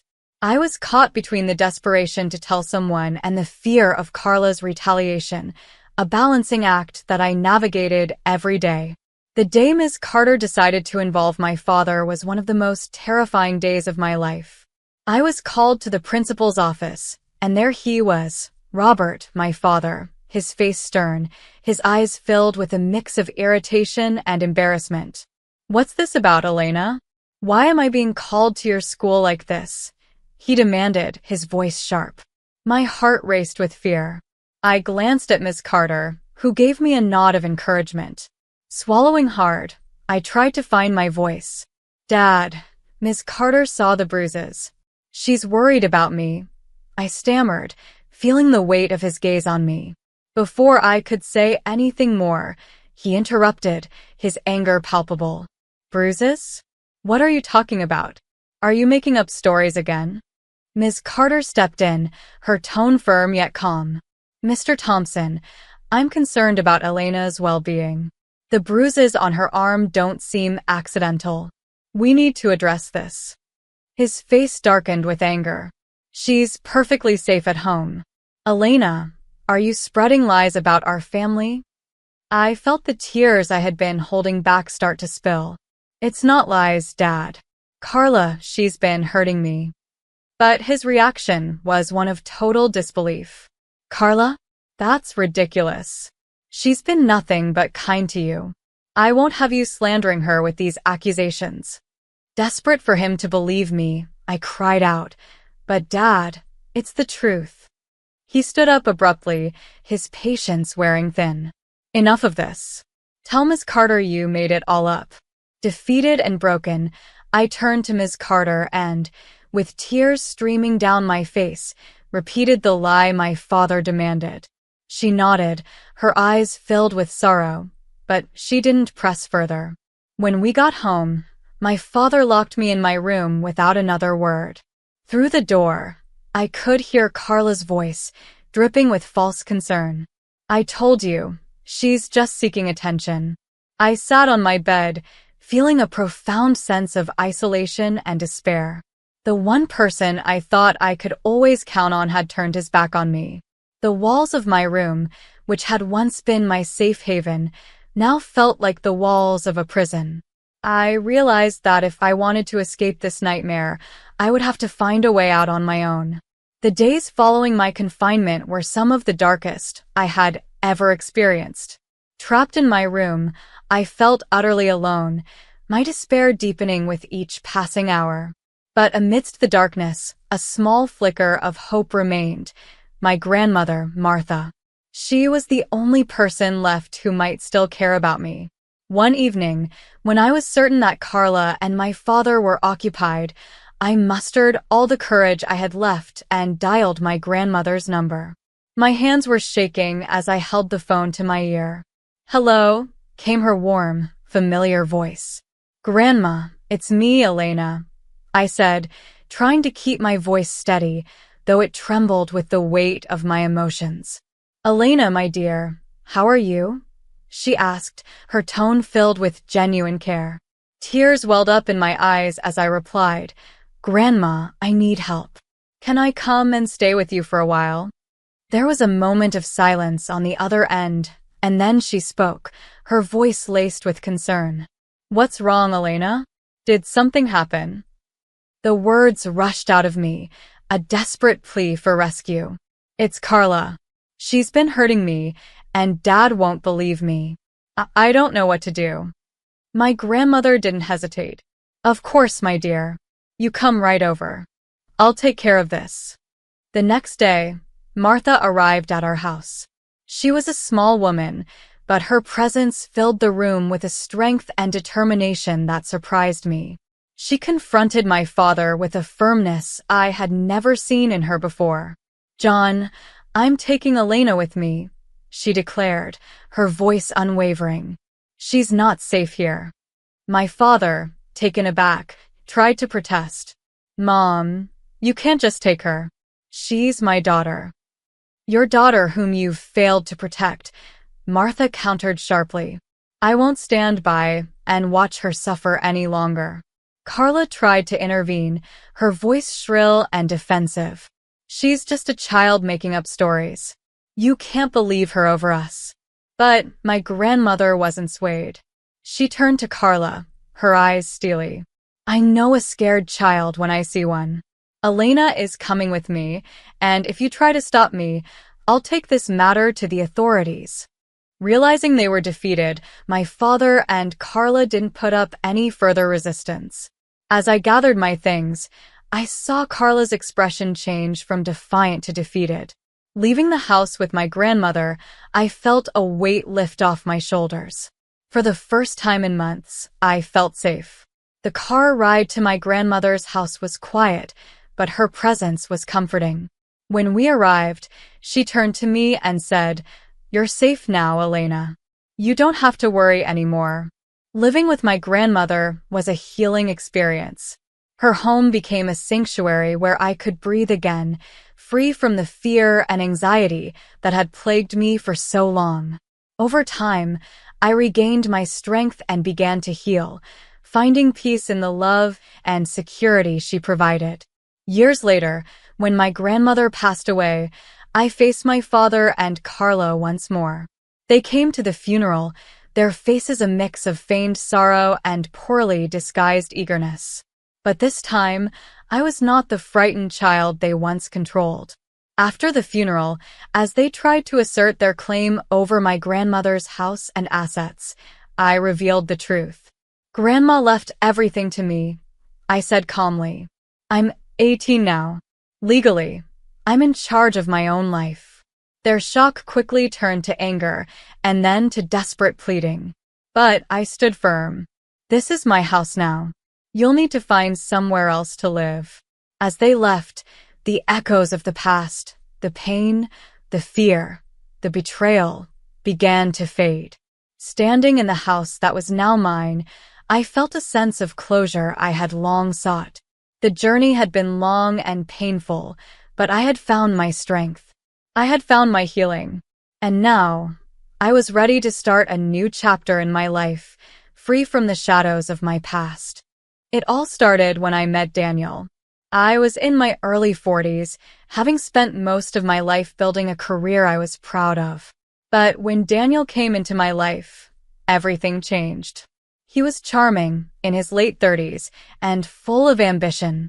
We met in Chicago, where I had lived for years, and after a whirlwind romance, we got married. It seemed like a perfect match, two driven people ready to take on the world together. After we married, Daniel and I moved to a suburban area just outside Chicago, close to his parents' house. Daniel was determined to take over his father's business, a family-owned company that had been in the family for generations. To support him, I made the difficult decision to leave my full-time job and work part-time. I wanted to be there for him, to help him succeed. But as soon as I did, things began to change. Daniel's sister, Emma, lived nearby. She was around my age, in her early 40s, and had always been a career-driven woman. She remained single, preferring her independence over the commitments of marriage and family. At first, I admired Emma.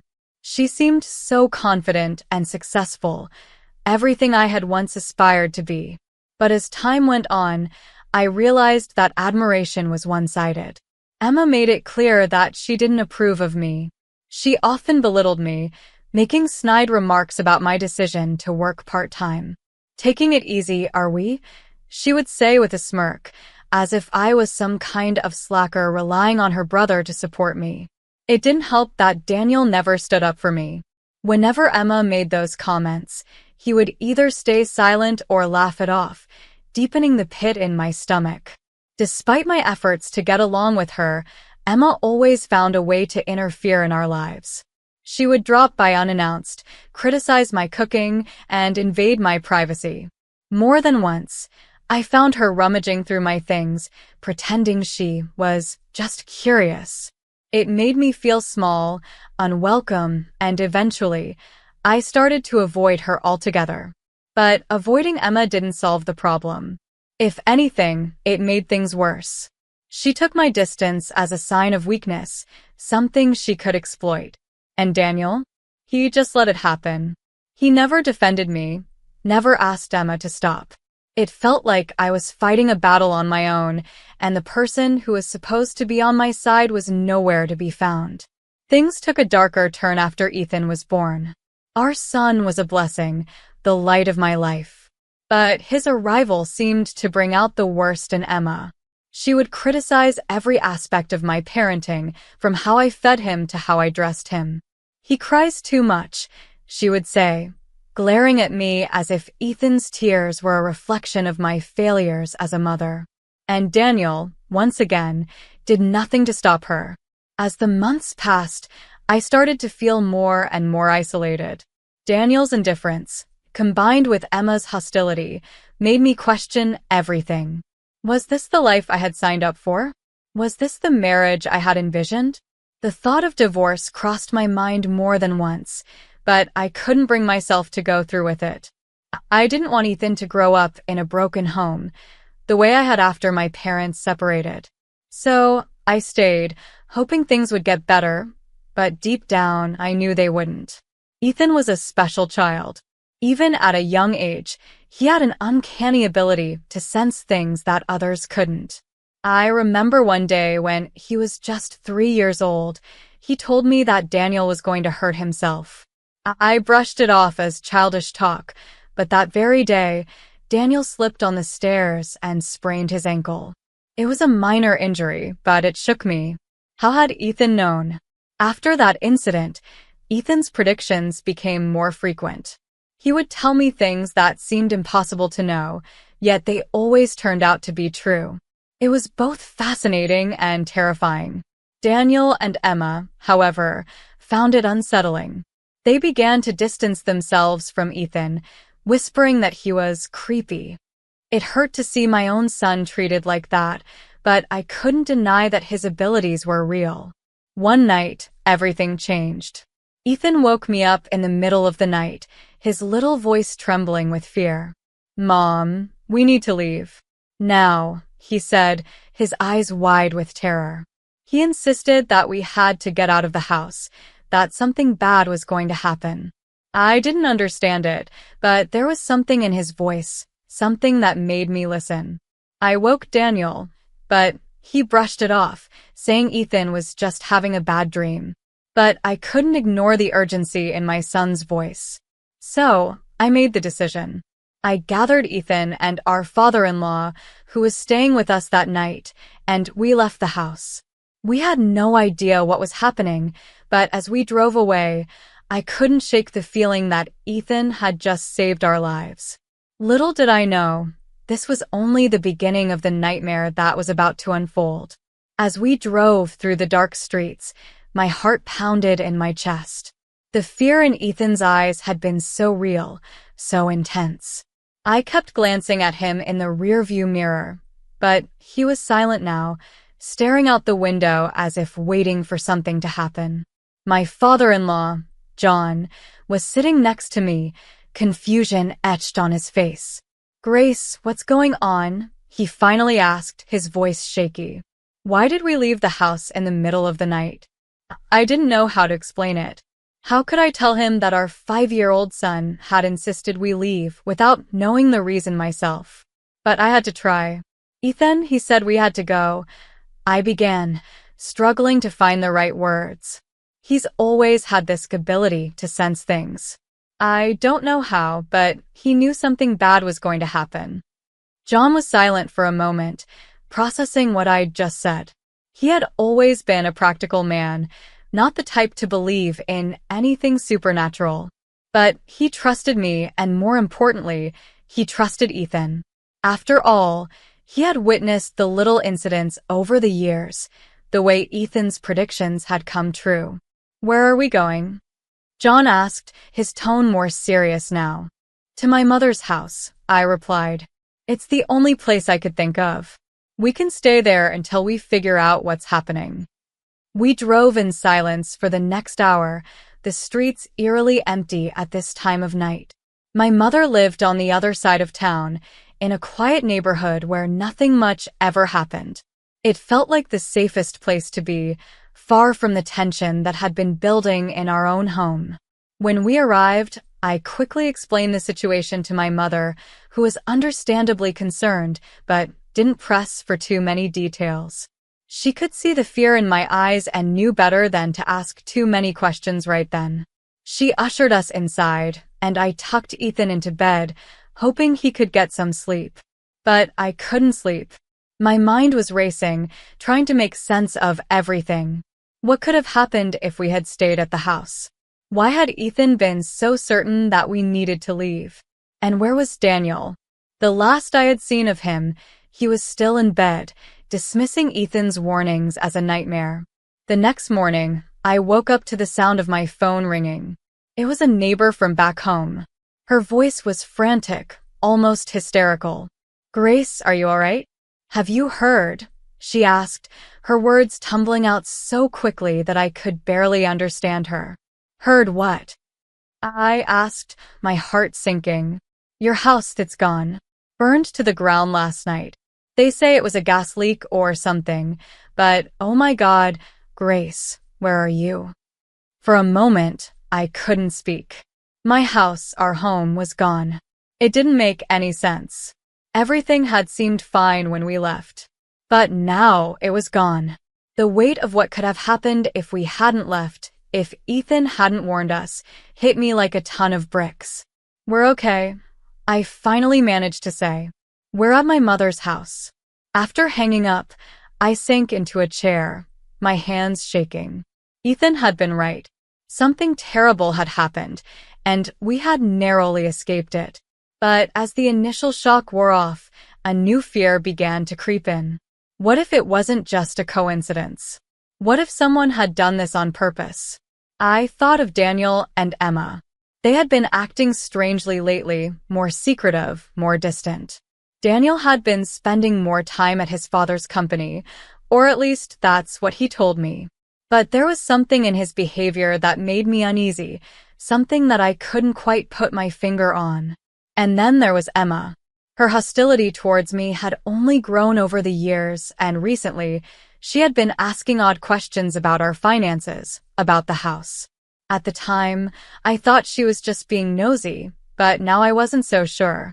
I needed answers, but I didn't know where to start. All I knew was that I couldn't go back to that house. Not now, not ever. I had to protect Ethan, to keep him safe from whatever was going on. But first, I needed to find out what had really happened. That evening, I decided to drive by the house, just to see it with my own eyes. I left Ethan with my mother, not wanting him to see the devastation. John insisted on coming with me, his face grim as we drove in silence. When we arrived, the sight that greeted us was worse than I had imagined. Our once beautiful home was reduced to a smoldering pile of rubble. Fire trucks and police cars were still parked outside, and yellow caution tape surrounded the property. I felt a wave of nausea wash over me as I stared at what remained of our life. As we stood there, trying to process the scene, I saw them, Daniel and Emma. They were standing off to the side, talking to a police officer. My first instinct was to run over to Daniel, to demand answers, but something stopped me. Instead, I watched them from a distance unnoticed. That's when I saw it. The way they were talking, their body language, something was off. They weren't shocked or devastated like I was. They seemed calm, almost relieved. A cold shiver ran down my spine as I realized that whatever had happened here, they were involved. Suddenly, everything clicked into place. Their strange behavior, the way they had been treating Ethan, even the way Daniel had dismissed Ethan's warning. They knew. They had planned this. But why? And how much worse could things get? I knew I had to get away from there, to get back to Ethan and figure out what to do next. But as I turned to leave, I heard something that stopped me in my tracks, Daniel's voice, speaking in a hushed tone. Emma, it's done. With any luck, Grace and Ethan are gone for good. We can finally move on with our lives. My heart pounded in my chest as I realized what I was hearing. They had wanted us dead. This wasn't just about the house. It was about something far more sinister. And now I knew the truth. The people I had trusted most were the ones who wanted to destroy me. But I wasn't going to let them get away with it. Not now, not ever. I drove back to my mother's house in a daze, the weight of what I had just overheard pressing down on me like a lead blanket. Daniel and Emma had wanted Ethan and me gone, dead. The realization hit me hard, a sickening mix of fear and betrayal swirling in my stomach. The people I had once considered family, the ones I had trusted, had plotted to kill us. As soon as I walked through the door, my mother could see the turmoil in my eyes. She ushered Ethan out of the room, distracting him with a game, while I collapsed onto the couch, trying to steady my breath. Mom, they did it, I whispered, my voice trembling. Daniel and Emma, they wanted us dead. I overheard them at the house. My mother's face paled, and for a moment, she looked as though she might faint. Grace, are you sure? This is unbelievable. I nodded, the shock still fresh. I heard them. They were talking to the police like nothing was wrong, like it was all part of some plan. They're involved in the fire. They thought Ethan and I were inside. The horror of what I was saying began to sink in for both of us. This wasn't just a house fire. This was an attempt on our lives. And I had no doubt that it was all part of a larger scheme, one that involved the family business, the inheritance, everything. They wanted to eliminate us to secure their future. But why now? Why had they become so desperate? That's when I remembered Rachel. Daniel's behavior had been off for months, and I had long suspected he was having an affair, but I hadn't wanted to believe it. I had seen the signs, the late nights, the unexplained absences, but I had been too afraid to confront him. Now, it all made sense. Daniel was involved with someone else, and Emma was helping him get rid of us, so they could start a new life with Rachel. I knew I couldn't stay silent any longer. I had to act, and quickly, before they realized we were still alive. But I needed proof, something that would hold up in court, something that would ensure Daniel and Emma paid for what they had done. My thoughts raced as I pieced together a plan. I would gather evidence of Daniel's affair, starting with the texts and emails I had glimpsed on his phone. I'd also record any further conversations I could catch between him and Emma. I knew it would be risky, but I had to try. For Ethan's sake, I couldn't let them get away with this. But before I could move forward, I had to keep Ethan safe. My mother and I agreed that it was best to keep him out of the house while I dealt with this. We decided that my mother would take Ethan to stay with a relative out of town, somewhere Daniel and Emma wouldn't think to look. As I hugged Ethan goodbye, my heart ached with the fear of what was to come. I didn't know how this would end, but I knew I had to protect my son, no matter the cost. And so, I sent him away, praying that I would have the strength to face the storm that was about to descend on us. With Ethan safely out of harm's way, I returned home to face the nightmare that had become my life. My first step was to gather the evidence I needed to expose Daniel and Emma for who they truly were. I knew this was dangerous. I had to be careful, methodical. I started by accessing Daniel's phone while he was asleep. His carelessness worked in my favor. He hadn't bothered to lock it. What I found confirmed all my suspicions. There were dozens of messages between Daniel and Rachel, full of affection and plans for the future, plans that involved erasing Ethan and me from their lives. Worse still, there were exchanges with Emma discussing the fire, coded but clear enough to show they had orchestrated the whole thing. My hands shook as I took screenshots of everything, saving them to my own phone and a hidden cloud drive. This was the proof I needed, but I wasn't finished yet. The next day, I set up a recording device in the living room, hidden in plain sight. I knew Emma was coming over to discuss the tragedy with Daniel. I needed to catch them in their own words. As I pretended to leave for an errand, I saw Emma arrive, a fake concern plastered on her face. I waited outside, close enough to hear them but far enough to avoid suspicion. Their conversation was everything I expected and more. Emma was already talking about how to move forward with the insurance money, and Daniel was discussing how to keep Rachel in the shadows until things settled down. The cold, calculated way they spoke about us, like we were just obstacles to be removed, sent chills down my spine. But it was also the confirmation I needed. Once they finished, I retrieved the recorder, my heart pounding with a mix of fear and determination. That night, I called John, my father-in-law, and told him everything.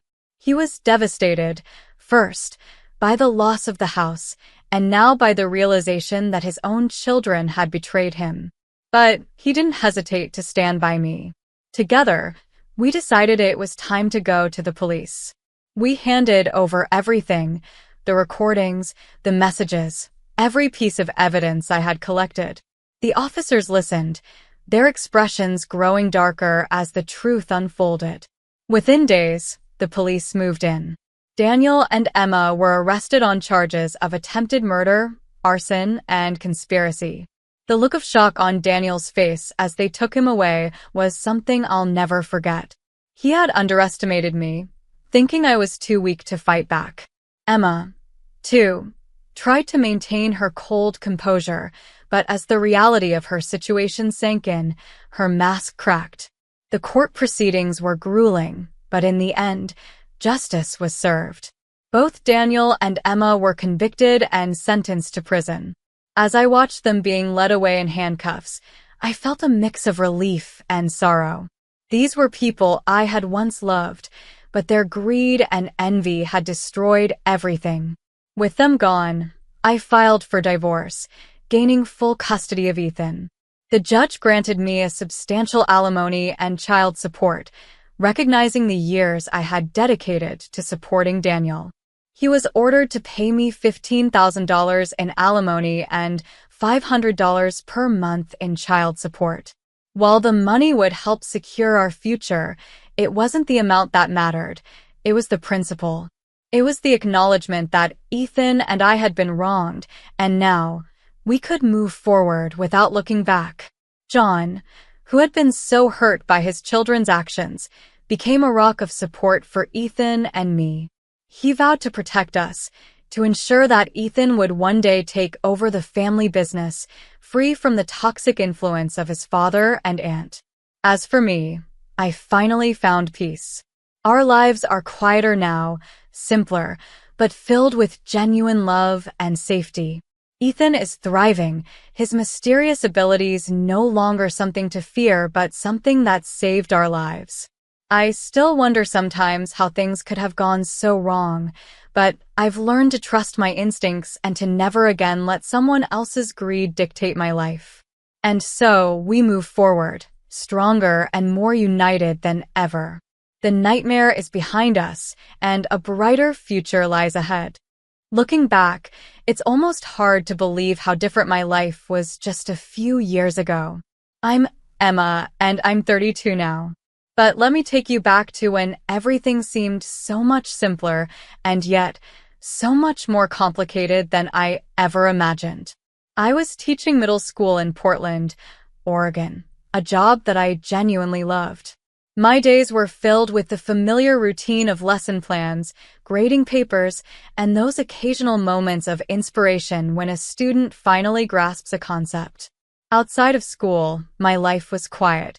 I enjoyed solitary walks in the park, curled up with a good book on rainy afternoons, and the peace of a small, orderly apartment. It wasn't glamorous, but it was mine, and I was content. Everything started to change the day Alex walked into my life. I remember it vividly.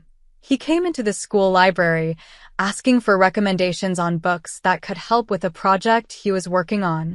At first glance, he seemed charming, with his easy smile and confident demeanor. But it was his interest in me, not just the books, that caught me off guard. "Hi, I'm Alex," he said, extending his hand. "I could use some help finding the right materials for a presentation. Mind if I ask you a few questions?" His casual tone and the way he looked at me, as if I were the only person in the room, made me nervous. I wasn't used to such attention, but I found myself eager to assist him. Our conversation was light and pleasant, and Alex's enthusiasm about the subject made the interaction enjoyable. Over the next few weeks, Alex became a regular visitor at the library. He often brought me coffee and engaged in cheerful conversation. I found myself looking forward to our chats. He would tell me about his day, his interests, and gradually, I began to share more about myself. It was strange how quickly I grew comfortable with him, something that hadn't happened in a long time. Eventually, Alex asked me out. "How about we grab dinner this Friday?" "I'd love to continue our conversation outside the library," he suggested. I hesitated at first.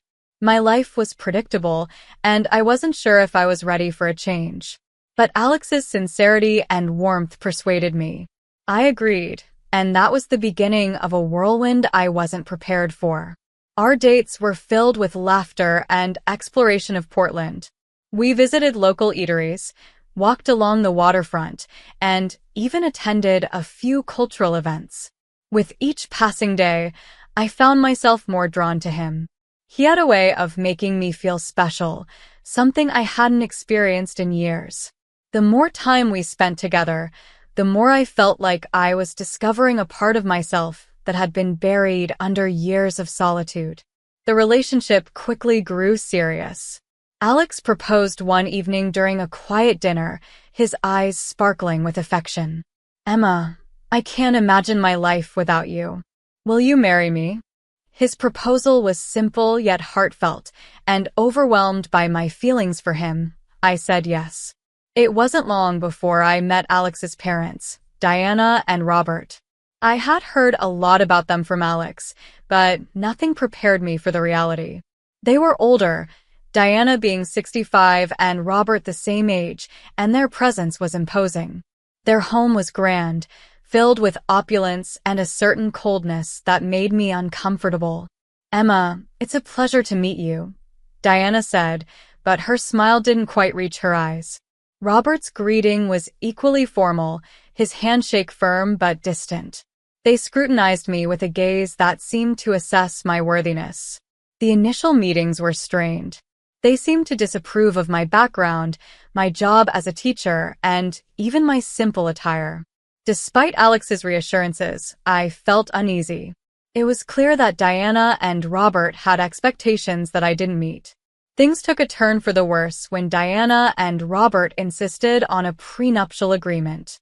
"It's just a formality," Diana insisted, her tone leaving no room for argument. "We want to ensure that everything is handled properly." Signing the agreement was a blow to my self-esteem. It made me feel distrusted and undervalued. Yet, out of love for Alex and a hope that things would get better, I reluctantly agreed. We had a modest wedding ceremony, and soon after, I moved into Alex's house. Life at the house was different from what I had imagined. Diana and Robert made frequent visits, each one more uncomfortable than the last. They treated me as though I were an outsider, and Alex, instead of defending me, seemed to join in their disapproving attitude.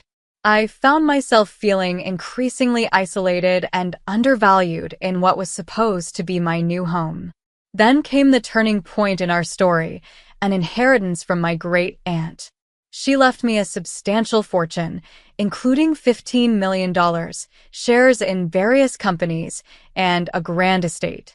The moment the news broke, Alex and his parents' demeanor changed drastically.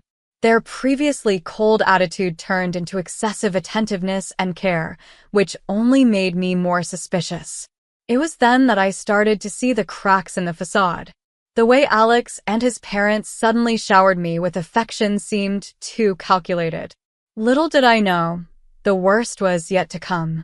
Once I moved into Alex's house, I expected things to settle into a new routine, but life had other plans. The grand estate seemed beautiful at first, spacious rooms and elegant decor, but it quickly felt like a gilded cage. The more I settled in, the more I felt the weight of Diana and Robert's disapproval. Alex's parents continued their frequent visits, and each time, I felt more like a stranger in my own home. Diana had a way of subtly undermining me, making comments about the way I managed the household or how I interacted with the staff. Robert's criticisms were more direct. He would often express his disappointment in hushed tones, though loud enough for me to hear. One evening, as I was preparing dinner, Diana made her usual visit. She walked into the kitchen with a stern expression. "Emma, the housekeeper mentioned you've been asking her for advice on managing the household. Shouldn't you know how to do this yourself?" I was taken aback. "I'm sorry if I've been a bother," I replied, trying to keep my voice calm. "I just thought it would be helpful to get her input on how things work here." Diana's eyes narrowed. "Well, let's hope you're not too dependent on others. After all, a good wife should manage these things efficiently." Her comment stung, but I forced a smile and went about my work. Alex wasn't much help in these situations. When I tried to discuss my feelings with him, he would dismiss my concerns, saying things like, "They're just old-fashioned. You know how my parents are. Don't let them get to you." I wanted to believe him, but it was hard to ignore the growing sense of unease. Then, one day, the reality of our situation took a darker turn. I had been busy at school when I received a call from a lawyer. My great-aunt had passed away, leaving me a substantial inheritance. The details were overwhelming: a fortune of $15 million, shares in several major companies, and a grand estate. At first, I was in shock, but the more I thought about it, the more I realized how this inheritance would change our lives. I hoped it would improve things, but it seemed like the opposite was happening. The moment Alex and his parents learned about the inheritance, their behavior toward me shifted dramatically. Alex became unusually attentive. He was suddenly very interested in my daily activities, always asking about my plans and trying to be more involved in everything I did. Diana and Robert also began treating me with an exaggerated kindness.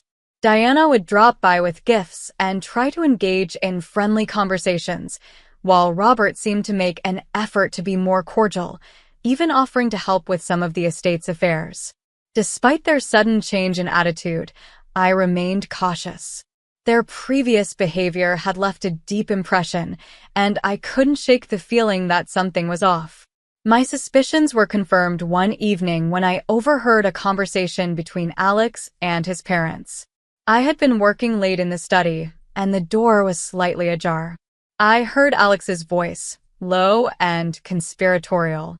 "We need to get Emma to have a child soon. It's the best way to secure our share of her inheritance."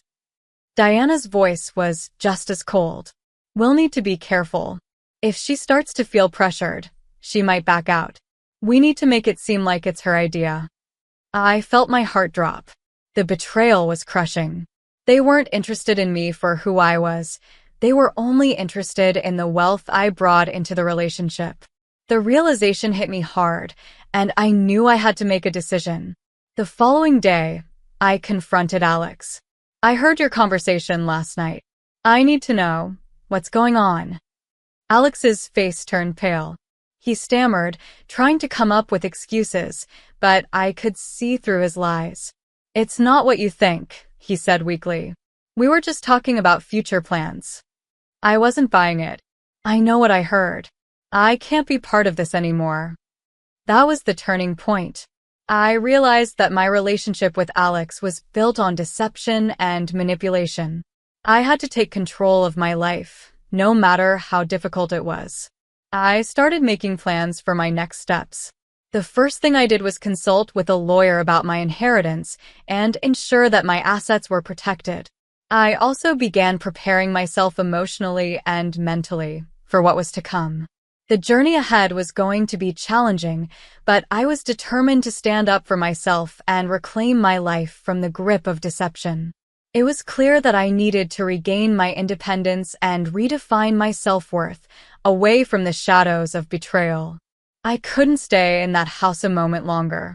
The more I thought about Alex and his parents' schemes, the clearer it became that I needed to act quickly and decisively. It wasn't just about my inheritance. It was about reclaiming my life and self-worth. The day after our confrontation, I moved out of Alex's house.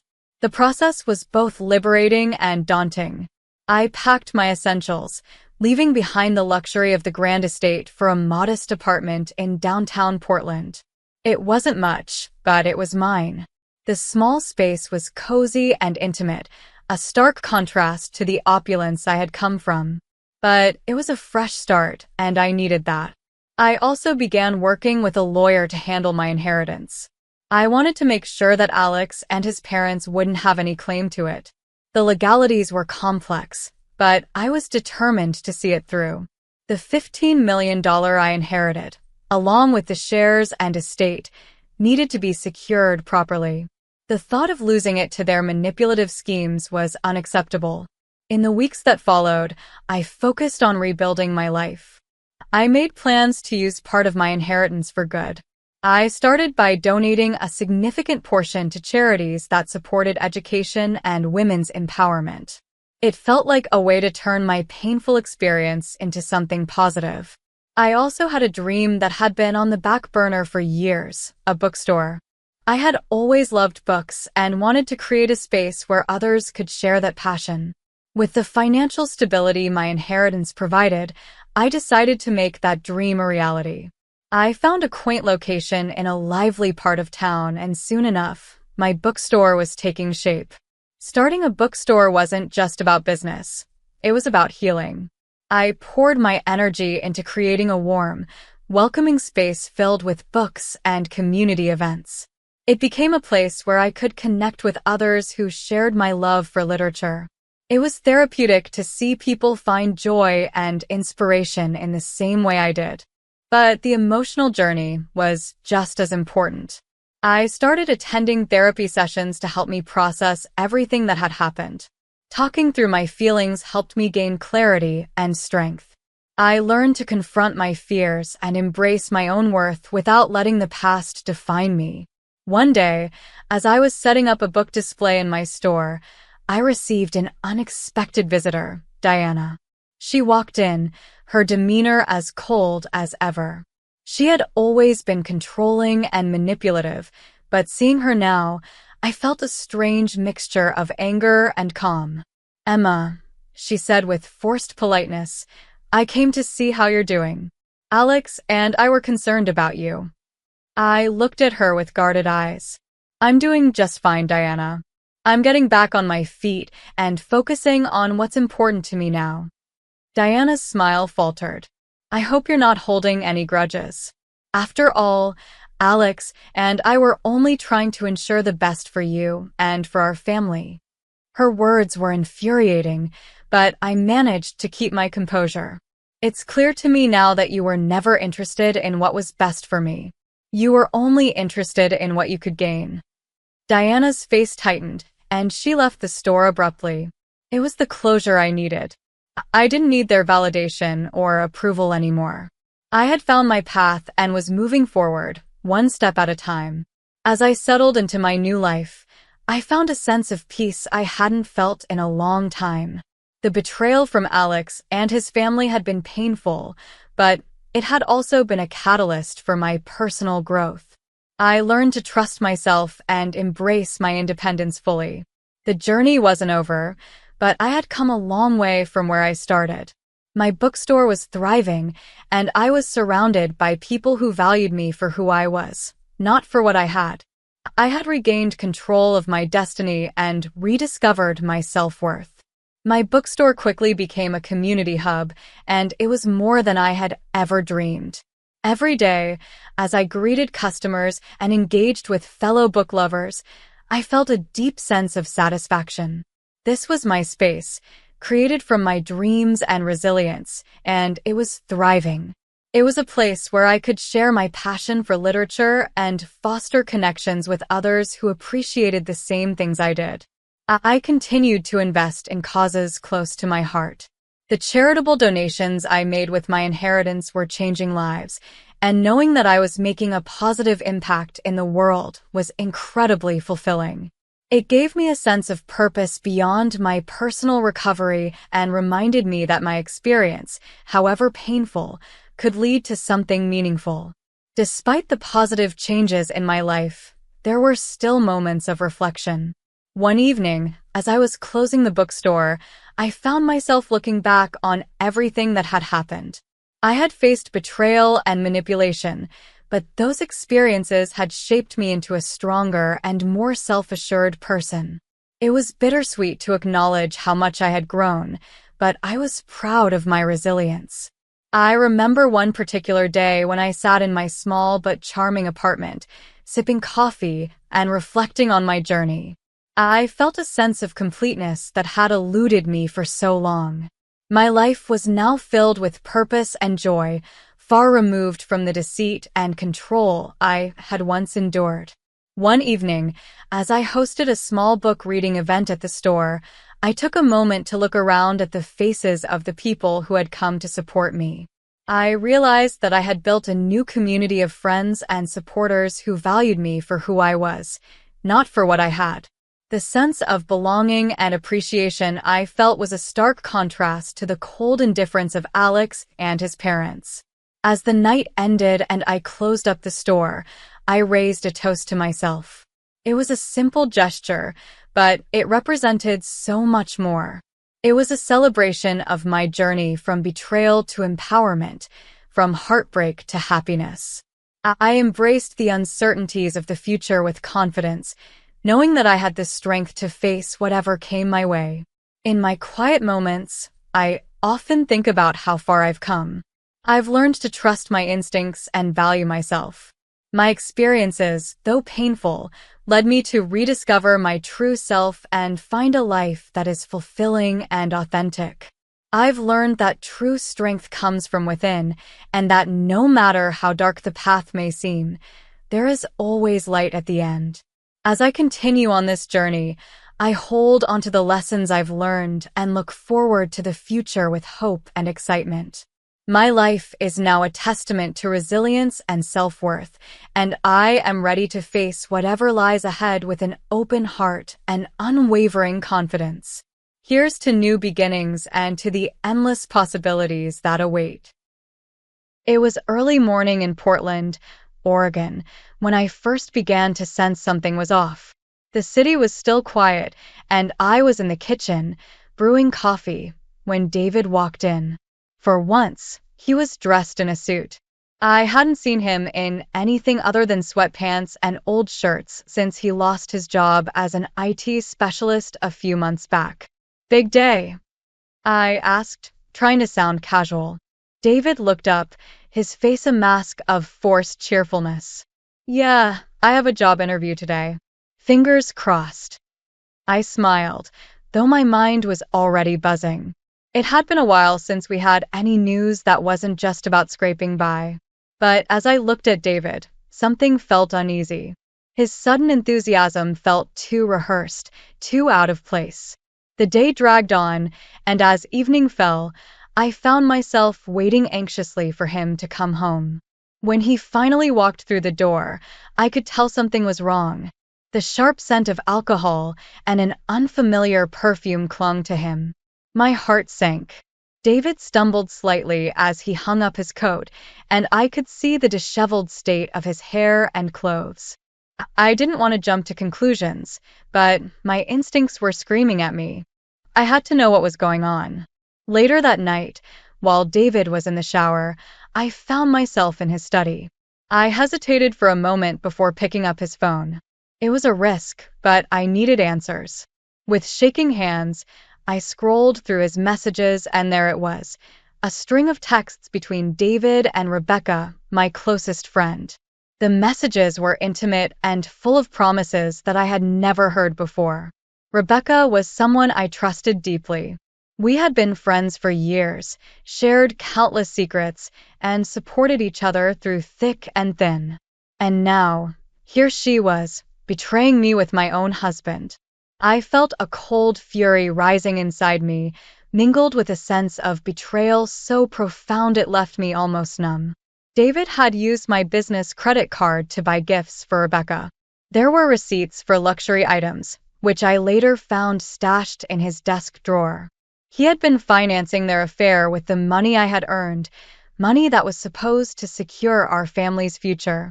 That night, I lay awake, staring at the ceiling, trying to process everything. Ella, our 8-year-old daughter, was asleep in the next room, unaware of the storm brewing just outside her door. I worried about her, about how this would affect her. She was perceptive, mature for her age. I knew she would sense the tension, and that thought made my heart ache. Weeks passed, and I tried to keep up appearances. I focused on work and Ella's routine, but in the background, I was quietly gathering evidence. I followed David one day and saw him with Rebecca at a high-end store, laughing and shopping together. The sight was a cruel confirmation of what I had already discovered.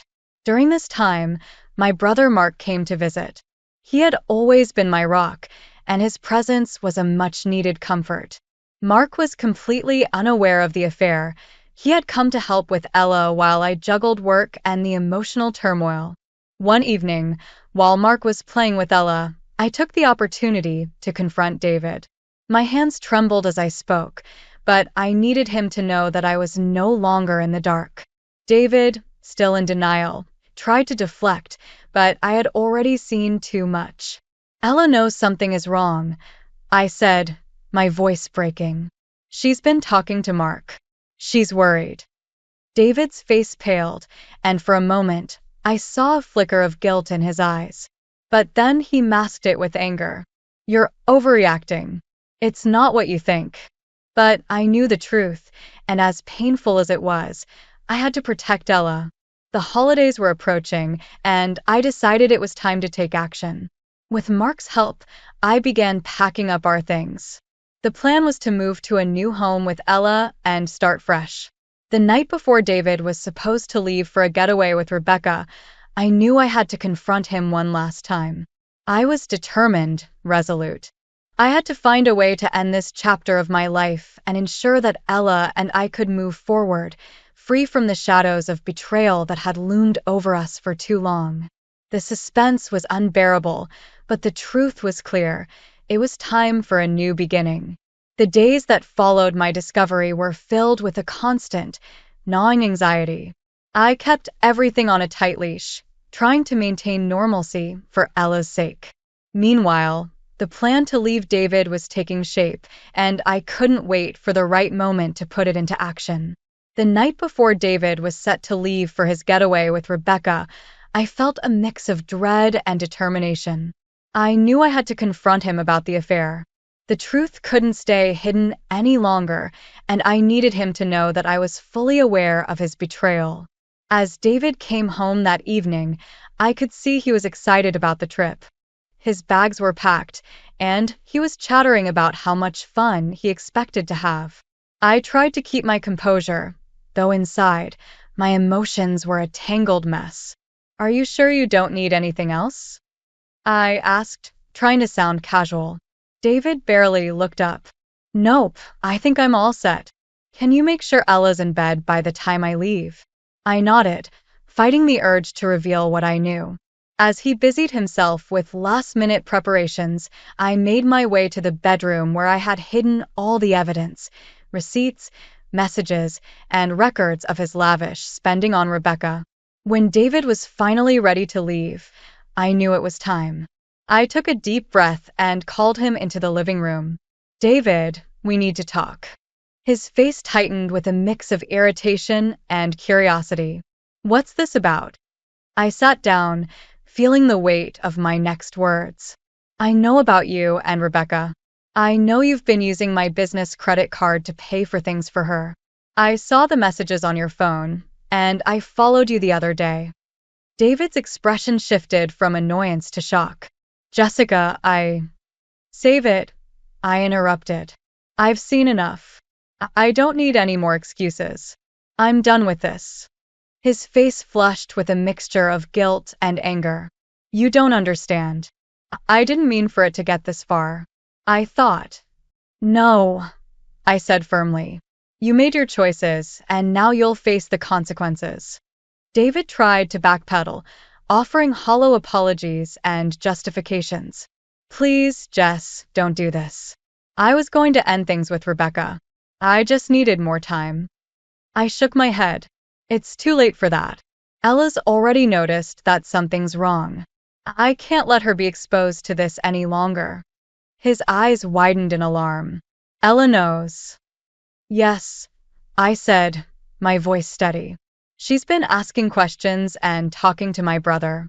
She knows enough to understand that something is deeply wrong." David slumped into a chair, clearly defeated. "What are you going to do?" "I'm moving out," I said. "Tomorrow. I've already made arrangements with Mark. We're going to start over." David's face was a mix of panic and desperation. "Can't we work this out? I'll get help. I'll do whatever it takes." I shook my head. "No, David. This is over. I've made up my mind." With that, I stood up and walked towards the bedroom. I could hear David's frustrated mutterings as I left, but I didn't turn back. I had to remain strong, not just for myself but for Ella. That night, while David sulked in the guest room, I went to bed with a heavy heart. I knew the road ahead would be challenging, but I was determined to take control of my life. The following day, Mark arrived early to help with the move. He had a look of quiet resolve as he packed up our belongings, his presence a steady anchor amidst the chaos. Ella, oblivious to the full extent of what was happening, was busy with her toys, her innocent laughter a stark contrast to the turmoil unfolding around her. David tried to reach out to me multiple times during the day, pleading and bargaining, but I remained resolute. I had deactivated my business credit card and made sure to secure our finances before David could get his hands on any more of my money. By evening, the house was almost empty. Mark and I had packed up everything we needed and were ready to leave. David, still furious and desperate, tried to stop us, but I refused to be swayed. As I packed the last of Ella's things into the car, I felt a mix of relief and sadness. This chapter of my life was closing, and though it was painful, it was also a step towards a new beginning. The confrontation had been tough, but it was necessary. As we drove away from our old home, I glanced in the rearview mirror, my heart heavy but hopeful. I was leaving behind the pain and betrayal, determined to start fresh and build a better future for Ella and me. The first few days after moving out were a whirlwind of emotions and logistics. Mark and I found a cozy apartment in a quiet neighborhood of Portland, one that felt like a fresh start. It was a far cry from the home we'd left behind, but it had a warmth and simplicity that I hoped would ease the transition for Ella. The day after we moved in, David's calls and messages started pouring in. Each one was a mixture of desperation and anger. He wanted to know why I'd cut him off financially and demanded to see Ella. I couldn't bear to see him or hear his voice, so I ignored his calls and focused on making our new place feel like home. Mark was a huge help, handling the heavy lifting and keeping things calm. He made sure Ella felt comfortable and secure in her new environment, setting up her room and playing with her. His presence was a source of strength, and I was grateful for his support during this difficult time. Despite the chaos, I tried to keep Ella's routine as normal as possible. I enrolled her in a new school nearby and started to introduce her to the neighborhood. She was adjusting well, but I could tell she missed the familiarity of her old life. I tried to reassure her with extra cuddles and bedtime stories, doing everything I could to keep her spirits up. A few weeks after the move, I received an unexpected call from Rebecca. It was late one evening, and I was tucking Ella into bed when my phone rang. I almost didn't answer, but curiosity got the better of me. "Jessica, it's Rebecca," she said, her voice tight with frustration. "I need to talk to you." "What do you want?"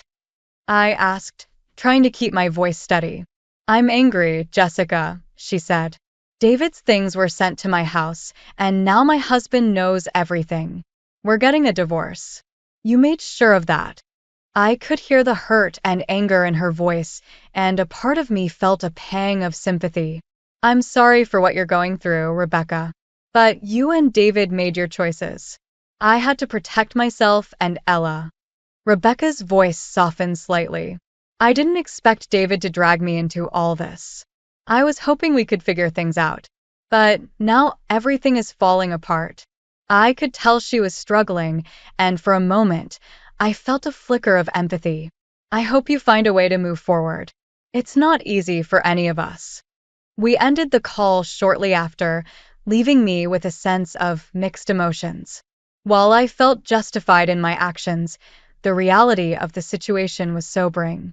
Rebecca was dealing with her own fallout, and the mess David had created was affecting more lives than just ours. As days turned into weeks, the complications continued. David kept calling and sending messages, each more frantic than the last. He threatened legal action, claiming I was depriving him of his parental rights. I was prepared for such threats and had consulted a lawyer to ensure that Ella's well-being was legally protected. One afternoon, while I was working from home, my lawyer called with an update. "Jessica, I've reviewed David's claims. He's trying to contest the custody arrangements, but given the circumstances and his recent behavior, it's unlikely he'll succeed." I breathed a sigh of relief. "Thank you for handling this. I just want to focus on Ella and give her a stable environment." "That's the right approach," my lawyer assured me. "Keep documenting everything, and we'll get through this." Despite the legal battles, life slowly began to settle into a new routine. Ella and I attended local events, made new friends, and started to find our rhythm. I continued working hard at my job, determined to keep my career on track while providing for my daughter. One evening, as I was finishing up some paperwork, Mark came by for a visit. He brought dinner and, more importantly, a reassuring presence. "How's everything going?" he asked, setting down the bags of food.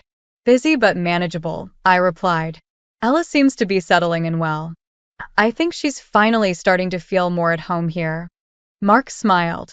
That's good to hear. I'm glad you're making progress. As we sat down to eat, I reflected on the journey so far. The confrontation with David had been necessary, but it had set off a chain reaction of challenges and adjustments. I was navigating a new life, one that was filled with uncertainties, but also with hope. The holidays were approaching, and I was determined to make them special for Ella. We decorated our apartment with festive lights and ornaments, creating a cozy and cheerful atmosphere. I wanted her to have a sense of joy and normalcy during this time of transition. As the season changed and the new year approached, I felt a cautious optimism. The road ahead would still have its hurdles, but I was ready to face them head-on. With Mark's support and my determination, I was building a new foundation for Ella and me, one step at a time. The aftermath of David's betrayal had been challenging, but it was also a time of growth and resilience. I was learning to navigate this new chapter in my life, committed to providing a better future for my daughter while standing strong in the face of adversity. As the new year began, I felt a renewed sense of purpose and determination. The legal issues were gradually settling down, and the apartment was becoming more like home with each passing day. Ella was adjusting well, and I was determined to make sure our lives were as stable and happy as possible. David's calls had become less frequent, and I had managed to cut off all financial ties with him. I had made it clear that I would no longer entertain any discussions about reconciliation or financial support. It was time for both of us to move on. The focus now was on rebuilding our lives and finding a sense of normalcy. One afternoon, I received an unexpected letter from David's lawyer. It was an official notice of his intent to contest the custody arrangement. My heart sank as I read the words, feeling a wave of anxiety. I had hoped we could avoid further legal battles, but it seemed David was determined to fight. I immediately contacted my lawyer to discuss the situation. "Jessica, don't worry," she said, her voice calm and reassuring. "We've anticipated this move. We have strong evidence of your commitment to Ella's well-being, and the court will take that into account." Despite her reassurance, the process was draining. I spent countless hours gathering documents, reviewing records, and preparing for the court hearings. Mark remained my rock throughout this ordeal, offering emotional support and practical help. He attended meetings with me and helped care for Ella, making sure I could focus on the legal aspects of the case. The court hearings were tense and emotionally charged. David's lawyer argued that I was trying to deprive him of his parental rights, but I presented my evidence showing that my primary concern was Ella's stability and well-being. I highlighted David's past behavior and the negative impact it had on our family. During one particularly difficult hearing, David took the stand. He looked worn and defeated, and I couldn't help but feel a mixture of sadness and relief. As he spoke, it became clear that his attempts to justify his actions were falling short. The court saw through his attempts to manipulate the situation. The turning point came when the judge ruled in my favor, affirming the custody arrangement and recognizing my commitment to providing a stable environment for Ella. I felt a profound sense of relief as the decision was announced. It was a victory, but it was also a reminder of the hard road we had traveled. With the custody issue resolved, I turned my focus back to rebuilding our lives. Ella and I continued to settle into our new routine, and I worked hard to create a positive environment for her. We started participating in local activities, joined a community center, and made new friends. One evening, as Ella and I decorated for the next holiday, she looked up at me with a bright smile. "Mom, I really like our new home. It feels so warm and happy." My heart swelled with pride and relief. "I'm glad, sweetheart. I want us to be happy and to make the most of this new chapter in our lives." Ella hugged me tightly, and in that moment, I knew we had made it through the toughest part. Despite the challenges and heartbreak, We were moving forward and finding our own path to happiness. As for David and Rebecca, their lives continued to unravel. Rebecca's marriage had ended, and David struggled with the consequences of his actions. They faced their own set of difficulties, but that was no longer my concern. My focus was on Ella and building a future that was full of hope and possibility. The final months of the year brought a sense of closure and renewal. I finalized the divorce, secured child support, and continued to advance in my career. The apartment was now a place of comfort and security, a symbol of our new beginning. Looking back, I could see how far we had come. The journey had been painful and challenging, but it had also been a period of profound growth and resilience. I had learned to stand up for myself and protect what mattered most.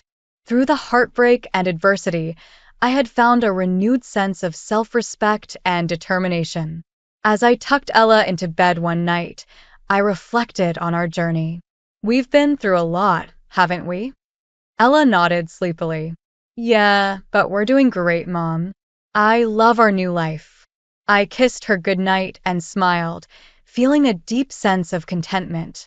We had faced the storms and come out stronger. The future was still uncertain, but it was full of promise and opportunity. With Ella by my side and the support of those who cared for us, I knew we were ready for whatever came next. The past was behind us, and the future was ours to shape. As I closed the door to her room, I felt a sense of peace, knowing that we had truly begun a new chapter in our lives. I still remember the crisp air of early autumn when my father, Mr. Robert Davis, passed away. It was a sudden heart attack during his routine game of golf, and the shock of it left our family reeling. I'm Clara Davis, 45 years old, a marketing manager by profession, married with 2 children. My life, which had always seemed so orderly, now felt like it was spiraling out of control. Dad had been a successful real estate developer in Austin, Texas. His success afforded him a lavish lifestyle and, naturally, a significant estate. The day after the funeral, our home was filled with people offering their condolences. My mother, Margaret, was especially overwhelmed. She had been Dad's rock, his partner in everything. It was up to me to step in and help her navigate through this difficult time. My half-sister, Lisa, had never been someone I got along with well. Lisa, in her late 40s, had always been a source of trouble for our family. Her reckless behavior and constant need for financial assistance had strained our parents' patience over the years. Despite being older than me, Lisa had never settled into a stable career or life. Her latest venture, marrying Ryan Parker, a younger man known for his laziness and opportunistic nature, seemed to be just another chapter in her cycle of poor decisions. The day after the funeral, Lisa and Ryan barged into the living room with an air of confidence.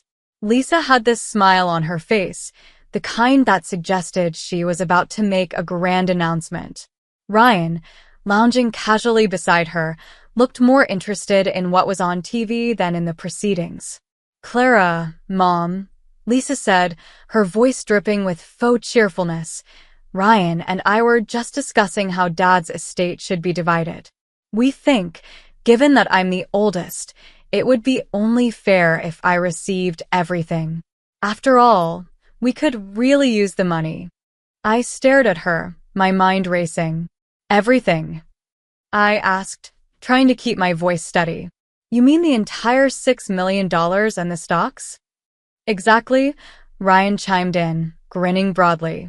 With all the investments Dad had, that should be more than enough to set us up for life. Mom, who had been silent, looked at Lisa with a mixture of disbelief and exhaustion. Is this really what you think, Lisa? We don't even know what's in the will yet. Oh, come on, Lisa said dismissively. We've been through this before. Dad always favored me. It's only logical that he'd leave everything to me. Besides, Ryan and I need this. We have plans, you know. Before I could respond, the lawyer handling Dad's estate arrived, carrying a stack of documents. The atmosphere in the room shifted from casual to tense. The lawyer, Mr. Thompson, was a stern man in his mid-50s, known for his no-nonsense approach. He cleared his throat and began. "Thank you all for gathering. I'm here to read Mr. Davis's will." He pulled out a document and began to read aloud, his voice steady and formal. "To my daughter Clara Davis, I leave the sum of $6 million and all associated stocks. To my wife Margaret Davis, I leave the remainder of the estate, including the family home and other assets.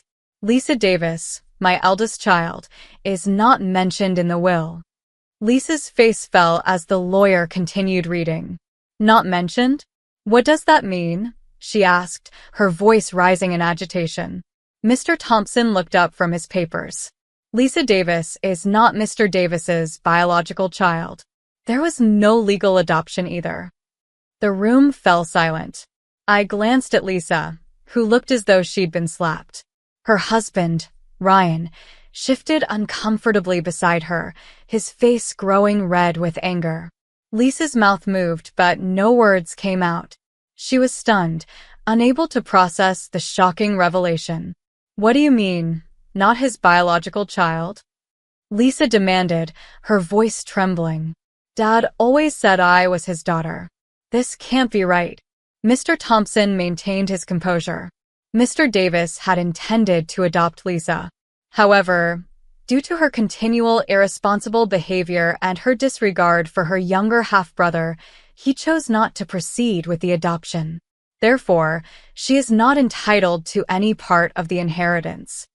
Lisa's face flushed with a mix of anger and disbelief. "So, all of this," she gestured around the room, "is just going to Clara and Mom?"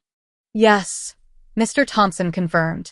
"The inheritance, as stipulated in the will, is legally given to Clara and Margaret." Ryan's face darkened as he glared at me. "This is ridiculous," he muttered. "You and your mother don't deserve this money. Lisa and I have been struggling, and now we're left with nothing." Mom's eyes filled with tears as she looked at Lisa.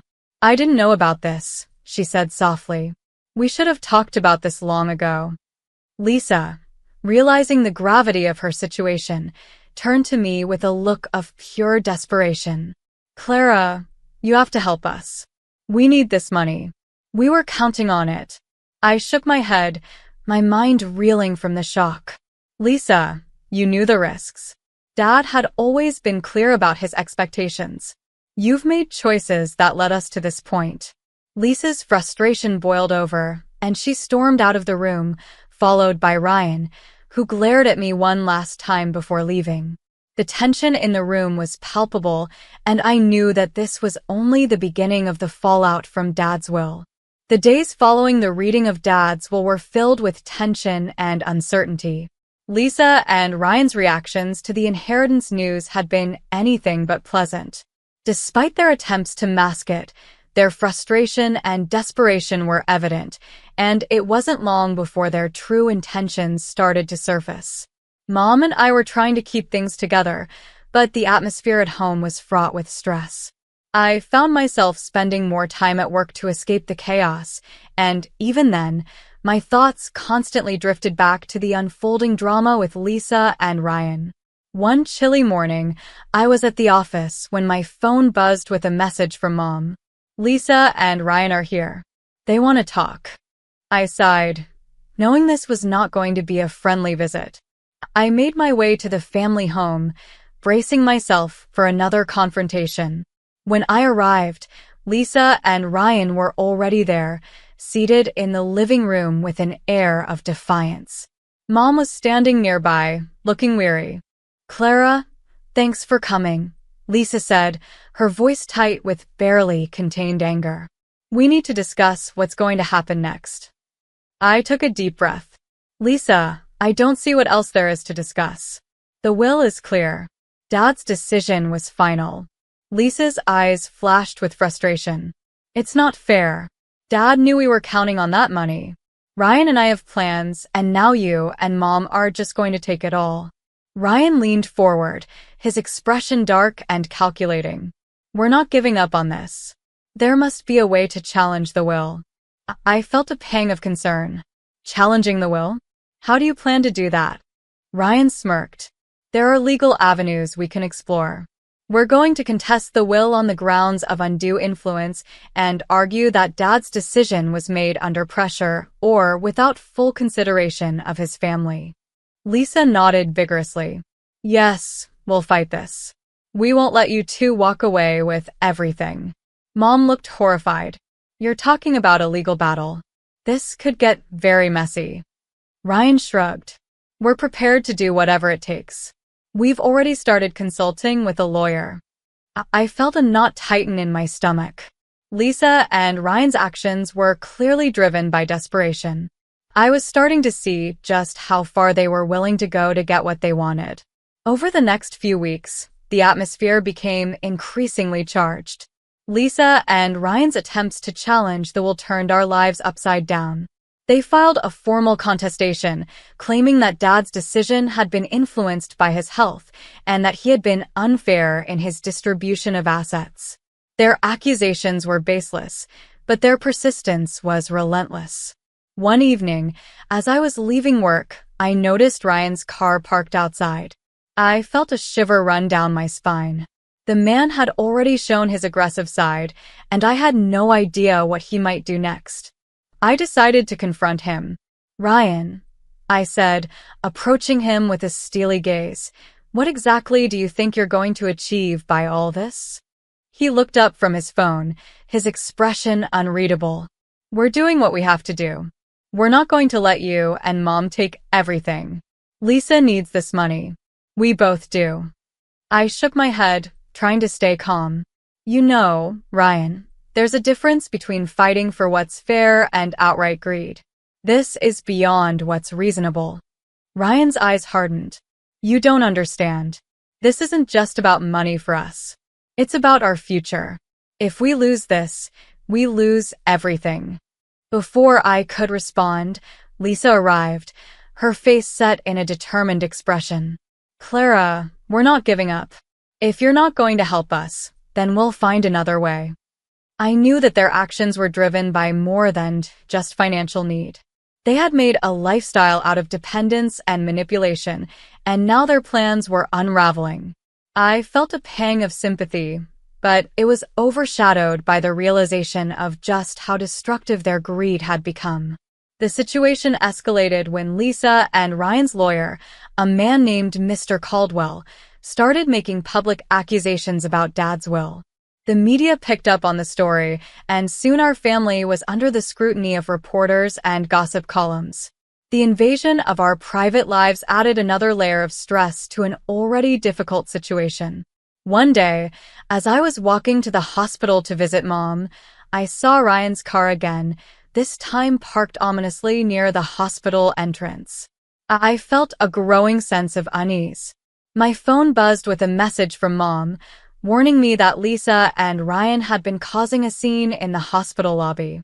I rushed inside, my heart pounding. As I approached the lobby, I saw Lisa standing by the reception desk, shouting at anyone who came close. Ryan was beside her, trying to calm her down but looking just as agitated. Clara, Lisa called out as she spotted me. You need to get your mother to change her mind. She's the only one who can fix this. I took a deep breath, trying to maintain my composure. Lisa, this isn't the place for this. We need to handle this matter through the proper legal channels. Lisa's eyes were wild with frustration. I'm done playing by the rules. We're fighting for what's ours. As tensions reached a boiling point, it was clear that Lisa and Ryan were no longer thinking rationally. Their desperation was driving them to extreme measures, and I couldn't help but worry about how far they would go to get what they believed they deserved. The weeks dragged on, filled with endless legal battles and mounting stress. Lisa and Ryan's relentless pursuit of the inheritance was causing chaos, not just for Mom and me, but for everyone who crossed their path. Their aggressive tactics were taking a toll on our family, and their desperation was starting to become more alarming. One Friday evening, after a particularly grueling week, I decided to stop by the house to check on Mom. I arrived to find her sitting in the living room, looking tired and frazzled. The constant strain was evident on her face. "Mom, how are you holding up?" I asked, taking a seat beside her. She sighed heavily. "It's been overwhelming, Clara. Lisa and Ryan won't stop. They've even started spreading rumors about our family." I shook my head, frustration bubbling up. "I know. They're making this whole situation worse. They've been spreading lies, trying to turn people against us." Mom's eyes were filled with worry. "What if they do something drastic? I'm afraid of what they might do next." Her fear wasn't unfounded. Lisa and Ryan were becoming increasingly unpredictable, their actions driven by a mix of greed and desperation. The situation escalated further when Ryan took a more direct approach. One afternoon, as I was driving home from work, I saw Ryan's car parked suspiciously near our driveway. A chill ran down my spine. I parked my car and approached the house cautiously, only to find Ryan waiting at the door. "Clara," he said, his tone dangerously calm, "I need to talk to you." I tried to keep my voice steady. "What is it, Ryan?" He glanced around, making sure no one was watching. "I've had enough of this nonsense. You and your mother are ruining our lives." Before I could respond, Ryan's eyes narrowed. "You know, I'm willing to do whatever it takes to get what we deserve. If that means taking matters into our own hands, then so be it." I felt a surge of alarm. "Are you threatening me?" Ryan's expression hardened. "I'm just saying that we're not going to sit back and let you take everything. We're prepared to fight, no matter what." I took a step back, my heart racing. "Ryan, you need to stop. This is getting out of hand." Ryan didn't say anything further, but his silence was more menacing than words. I quickly retreated inside, locking the door behind me. My mind was racing with the implications of his threats. Later that week, while I was at the hospital visiting Mom, the tension reached a breaking point. Lisa had been waiting for me in the hospital lobby, her face a mask of anger and frustration. "Clara, we need to talk," she snapped as soon as she saw me. I tried to stay calm. "Lisa, not here. This isn't the place." Lisa ignored me and continued, her voice rising. "I've had enough of your attitude. You think you can just push us aside and take everything. You don't understand what this means to us." Before I could respond, Lisa's eyes flashed with fury. "If you won't help us, then we'll find another way. We're not giving up." I attempted to defuse the situation. "Lisa, there's no need for this. We should be focusing on resolving this matter legally." But Lisa wasn't listening. Her frustration boiled over, and she made a lunge toward me. The hospital staff intervened quickly, pulling Lisa away before she could reach me. The scene was chaotic, and the commotion drew attention from other patients and staff. Seeing Lisa's outburst and realizing the danger Ryan posed, I knew we were in a precarious situation. Lisa and Ryan were no longer just fighting for money. Their actions were becoming increasingly reckless and violent. Their sense of entitlement had driven them to extreme measures, and I was left wondering just how far they would go. As the situation spiraled, I found myself grappling with a mix of fear and resolve. I knew that the only way to handle this was to stay calm, focus on the legal process, and protect Mom from further harm. But with Lisa and Ryan growing more desperate by the day, I couldn't shake the feeling that things were about to get even more dangerous. The tension reached its peak in the weeks following the altercation at the hospital. Lisa and Ryan's desperation had reached a new level, and their actions were becoming increasingly erratic. It was clear they were willing to go to any lengths to secure their share of the inheritance. One particularly frightening evening, I received a call from the police. They informed me that Ryan had been caught trying to run me over with his car. The incident happened as I was leaving the grocery store. Fortunately, I had managed to evade him, but the situation was more than unsettling. The police were clear. Ryan faced serious charges for his attempted assault. The news spread quickly, and Ryan's criminal behavior further isolated Lisa and him from the community. They were no longer just seen as greedy and entitled, but also dangerous. I felt a mix of relief and sorrow. Relief that the threat was being addressed, but sorrow for how our family had been torn apart by greed and deceit. Mom was distraught. She had hoped that the situation would improve, but now she had to cope with the reality of having her family name tainted by Ryan's actions. Lisa, meanwhile, was struggling to come to terms with the situation. Her attempts to challenge the will had failed, and the legal battles were not in her favor. As her sense of entitlement clashed with reality, she became more isolated. Friends and acquaintances, once sympathetic to her plight, began to distance themselves. One evening, Lisa showed up at our front door, looking disheveled and desperate. She pleaded with me, her voice trembling. "Clara, I need your help. I can't deal with this anymore. Everything's falling apart." I looked at her with a mix of pity and resolve. "Lisa, it's too late for that. The inheritance was never yours to begin with. You've made choices that have led to this point. I can't help you now." Tears streamed down her face. I thought that if I fought hard enough, I'd get what I deserved. Her pleas were heartbreaking, but I couldn't ignore the damage she and Ryan had caused. I closed the door, feeling the weight of the situation. As time passed, the dust settled. Ryan faced legal consequences for his actions, and Lisa was left to pick up the pieces of her shattered life.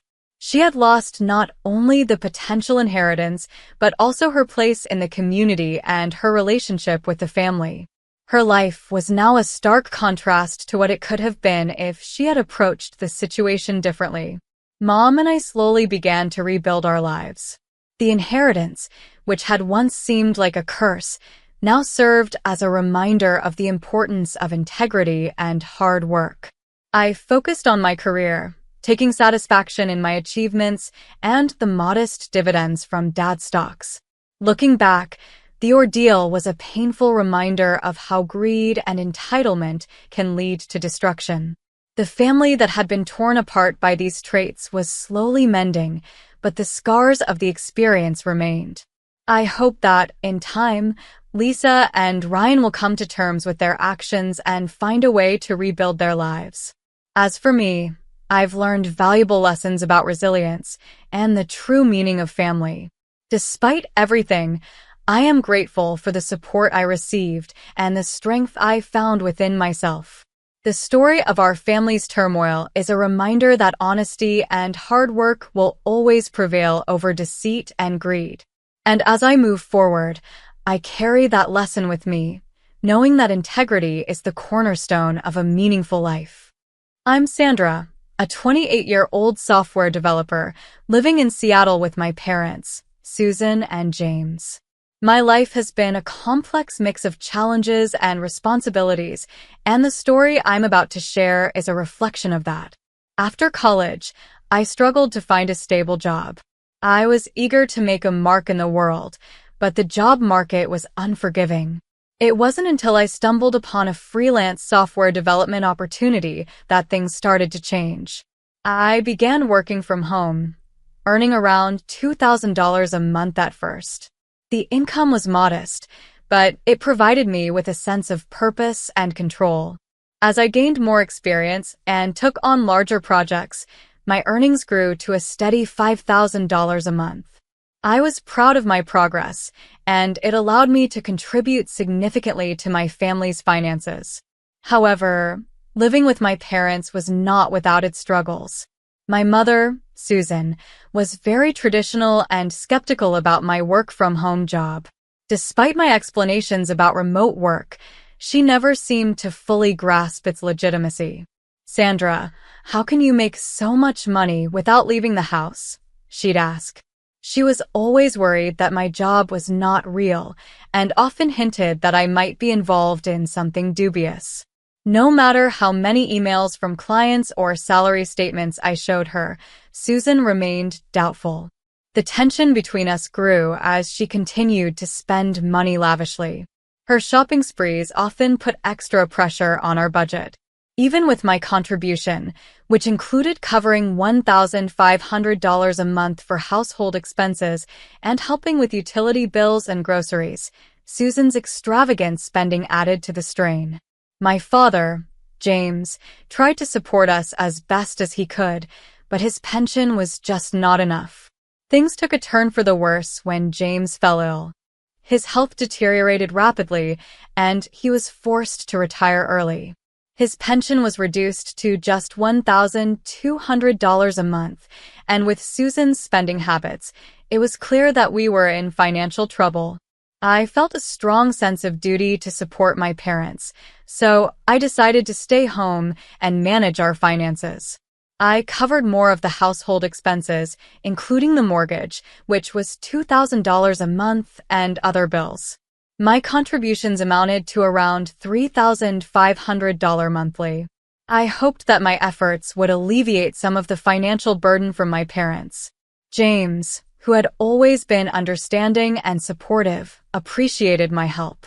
"Sandra, thank you for everything," he'd say, his voice weak but sincere. Despite my best efforts, Susan remained ungrateful and continued to question my work.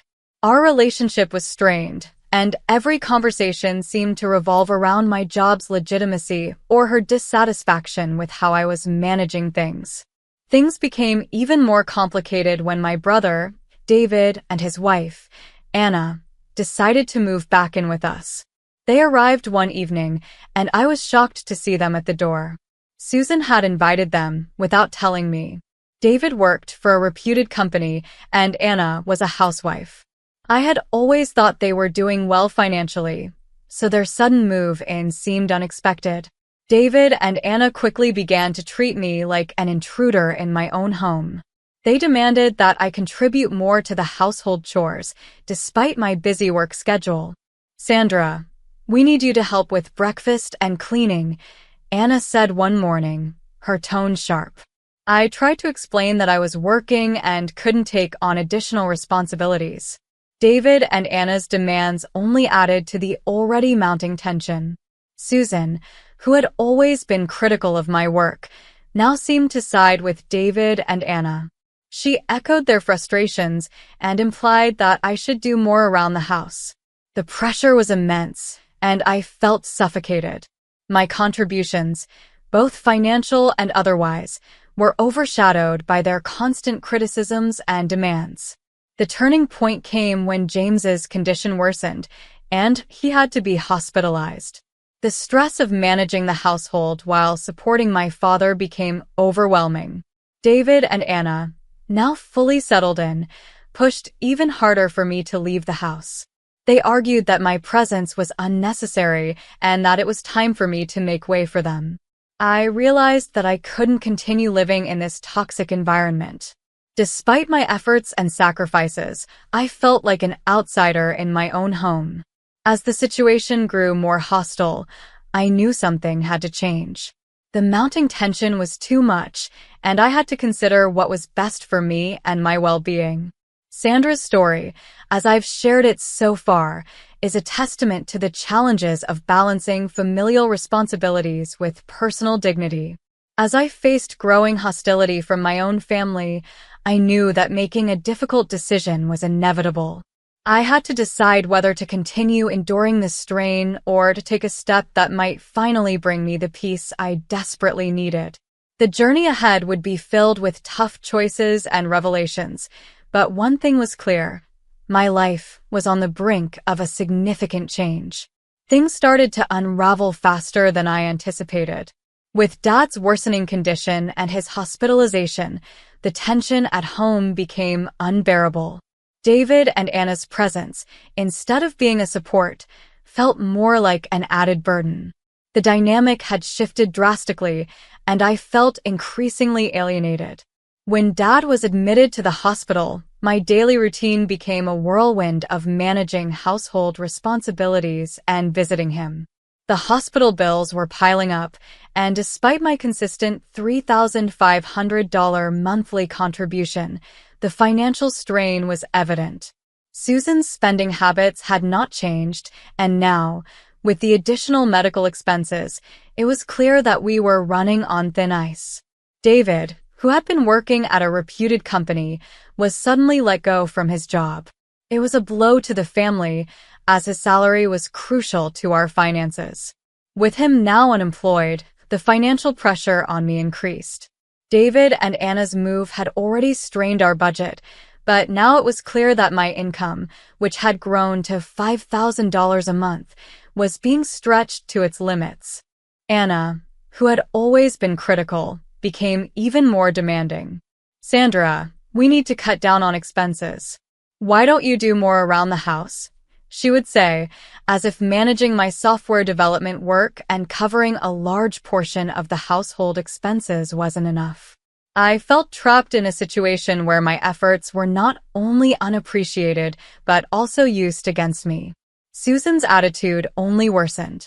She sided with David and Anna, seemingly forgetting the sacrifices I had made.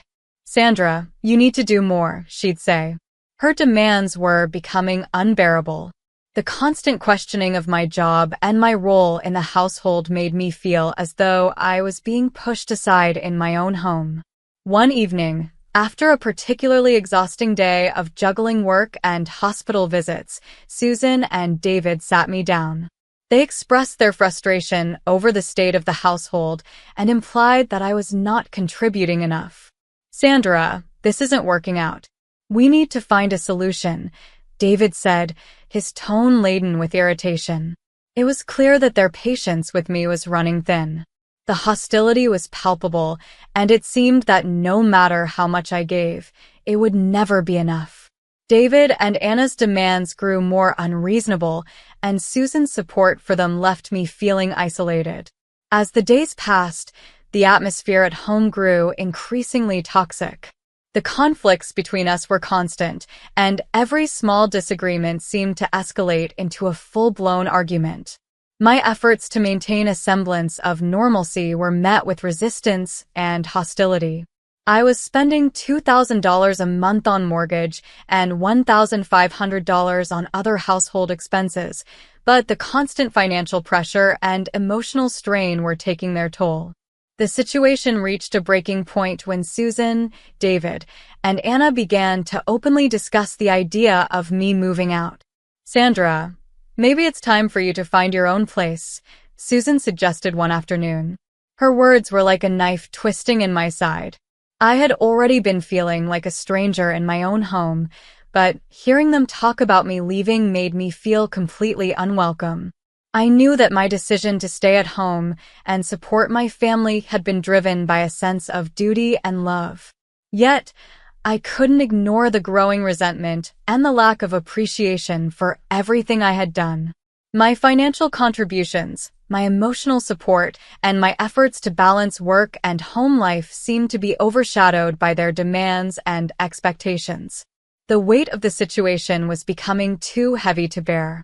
I could see that my presence was no longer valued, and the hostility from David, Anna, and Susan made it clear that I needed to rethink my position. The idea of moving out, once a distant thought, now felt like an inevitable step towards reclaiming my dignity and peace of mind. As I navigated this tumultuous period, I started to plan my next steps. I knew that a difficult decision was approaching, and I had to consider what was best for my well-being.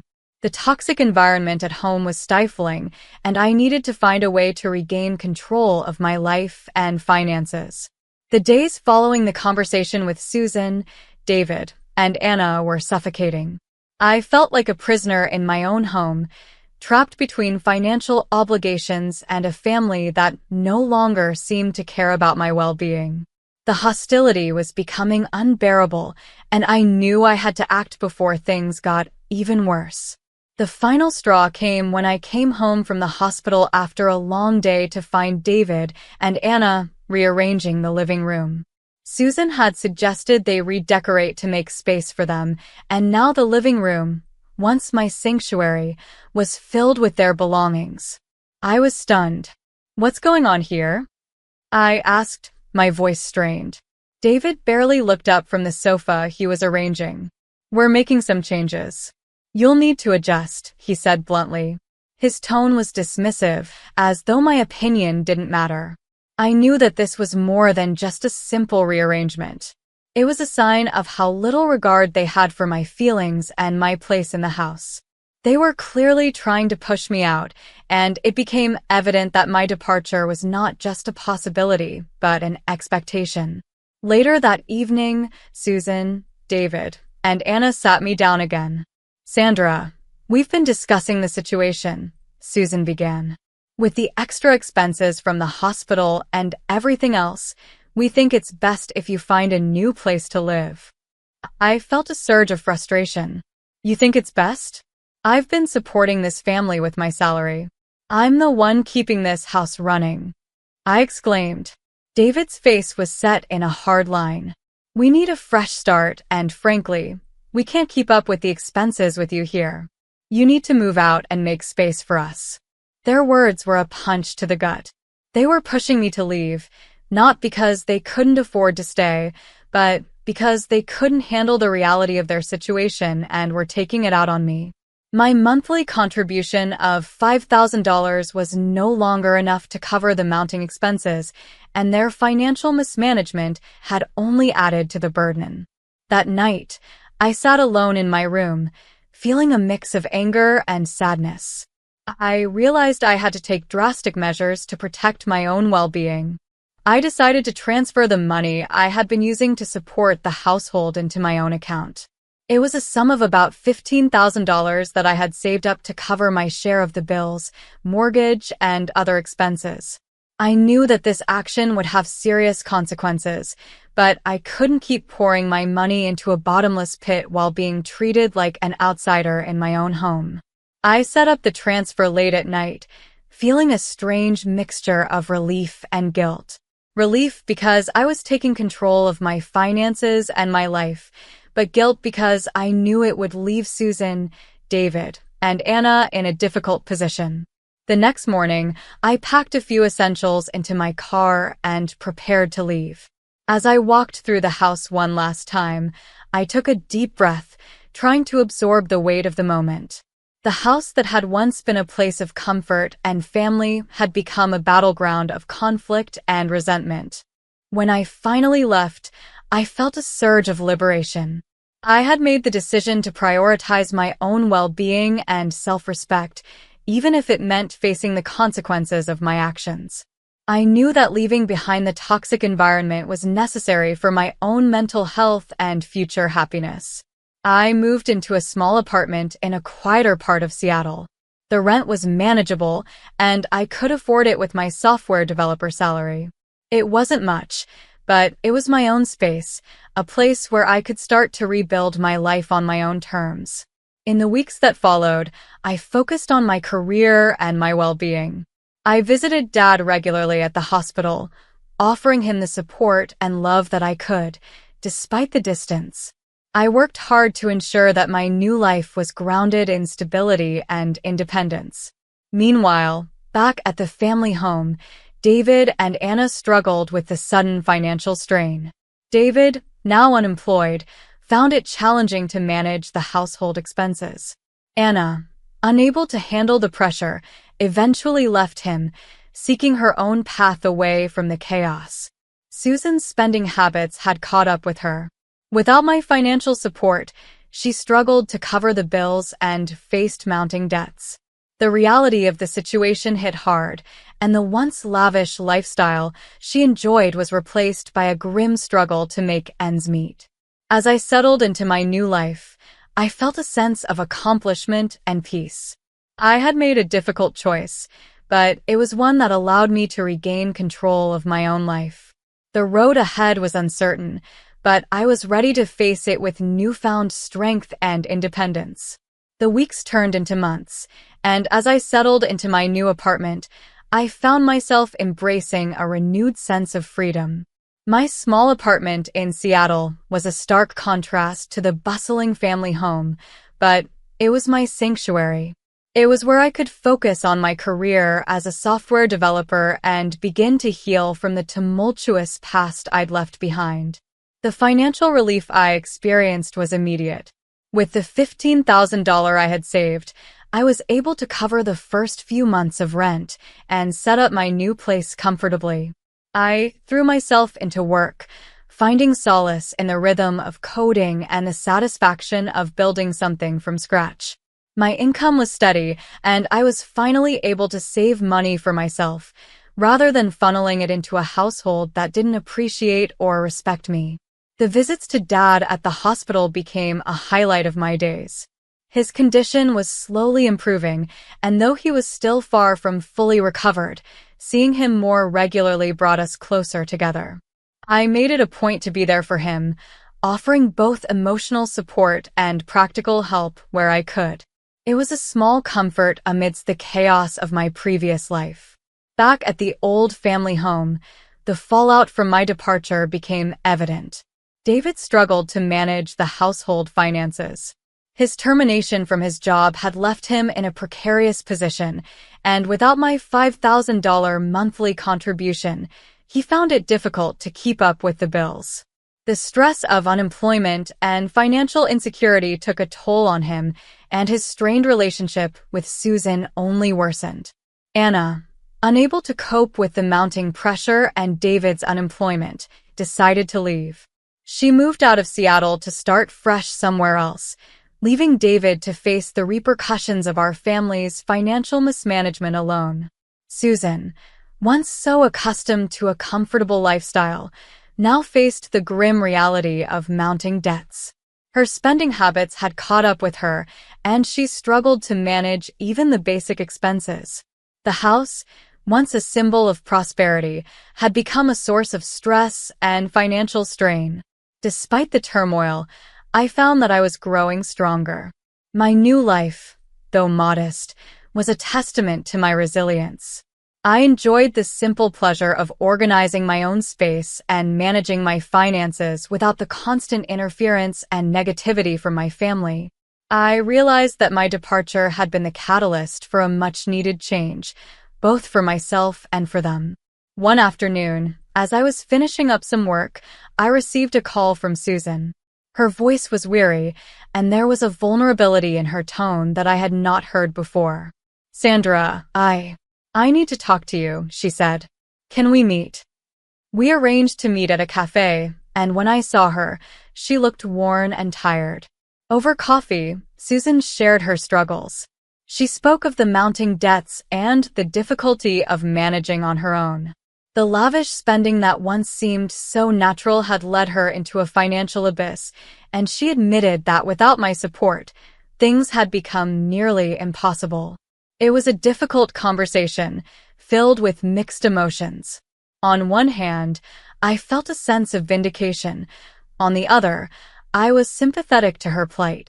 I had always wanted my family to appreciate the sacrifices I made, and seeing Susan's situation made me reflect on how things could have been different if there had been more understanding and less conflict.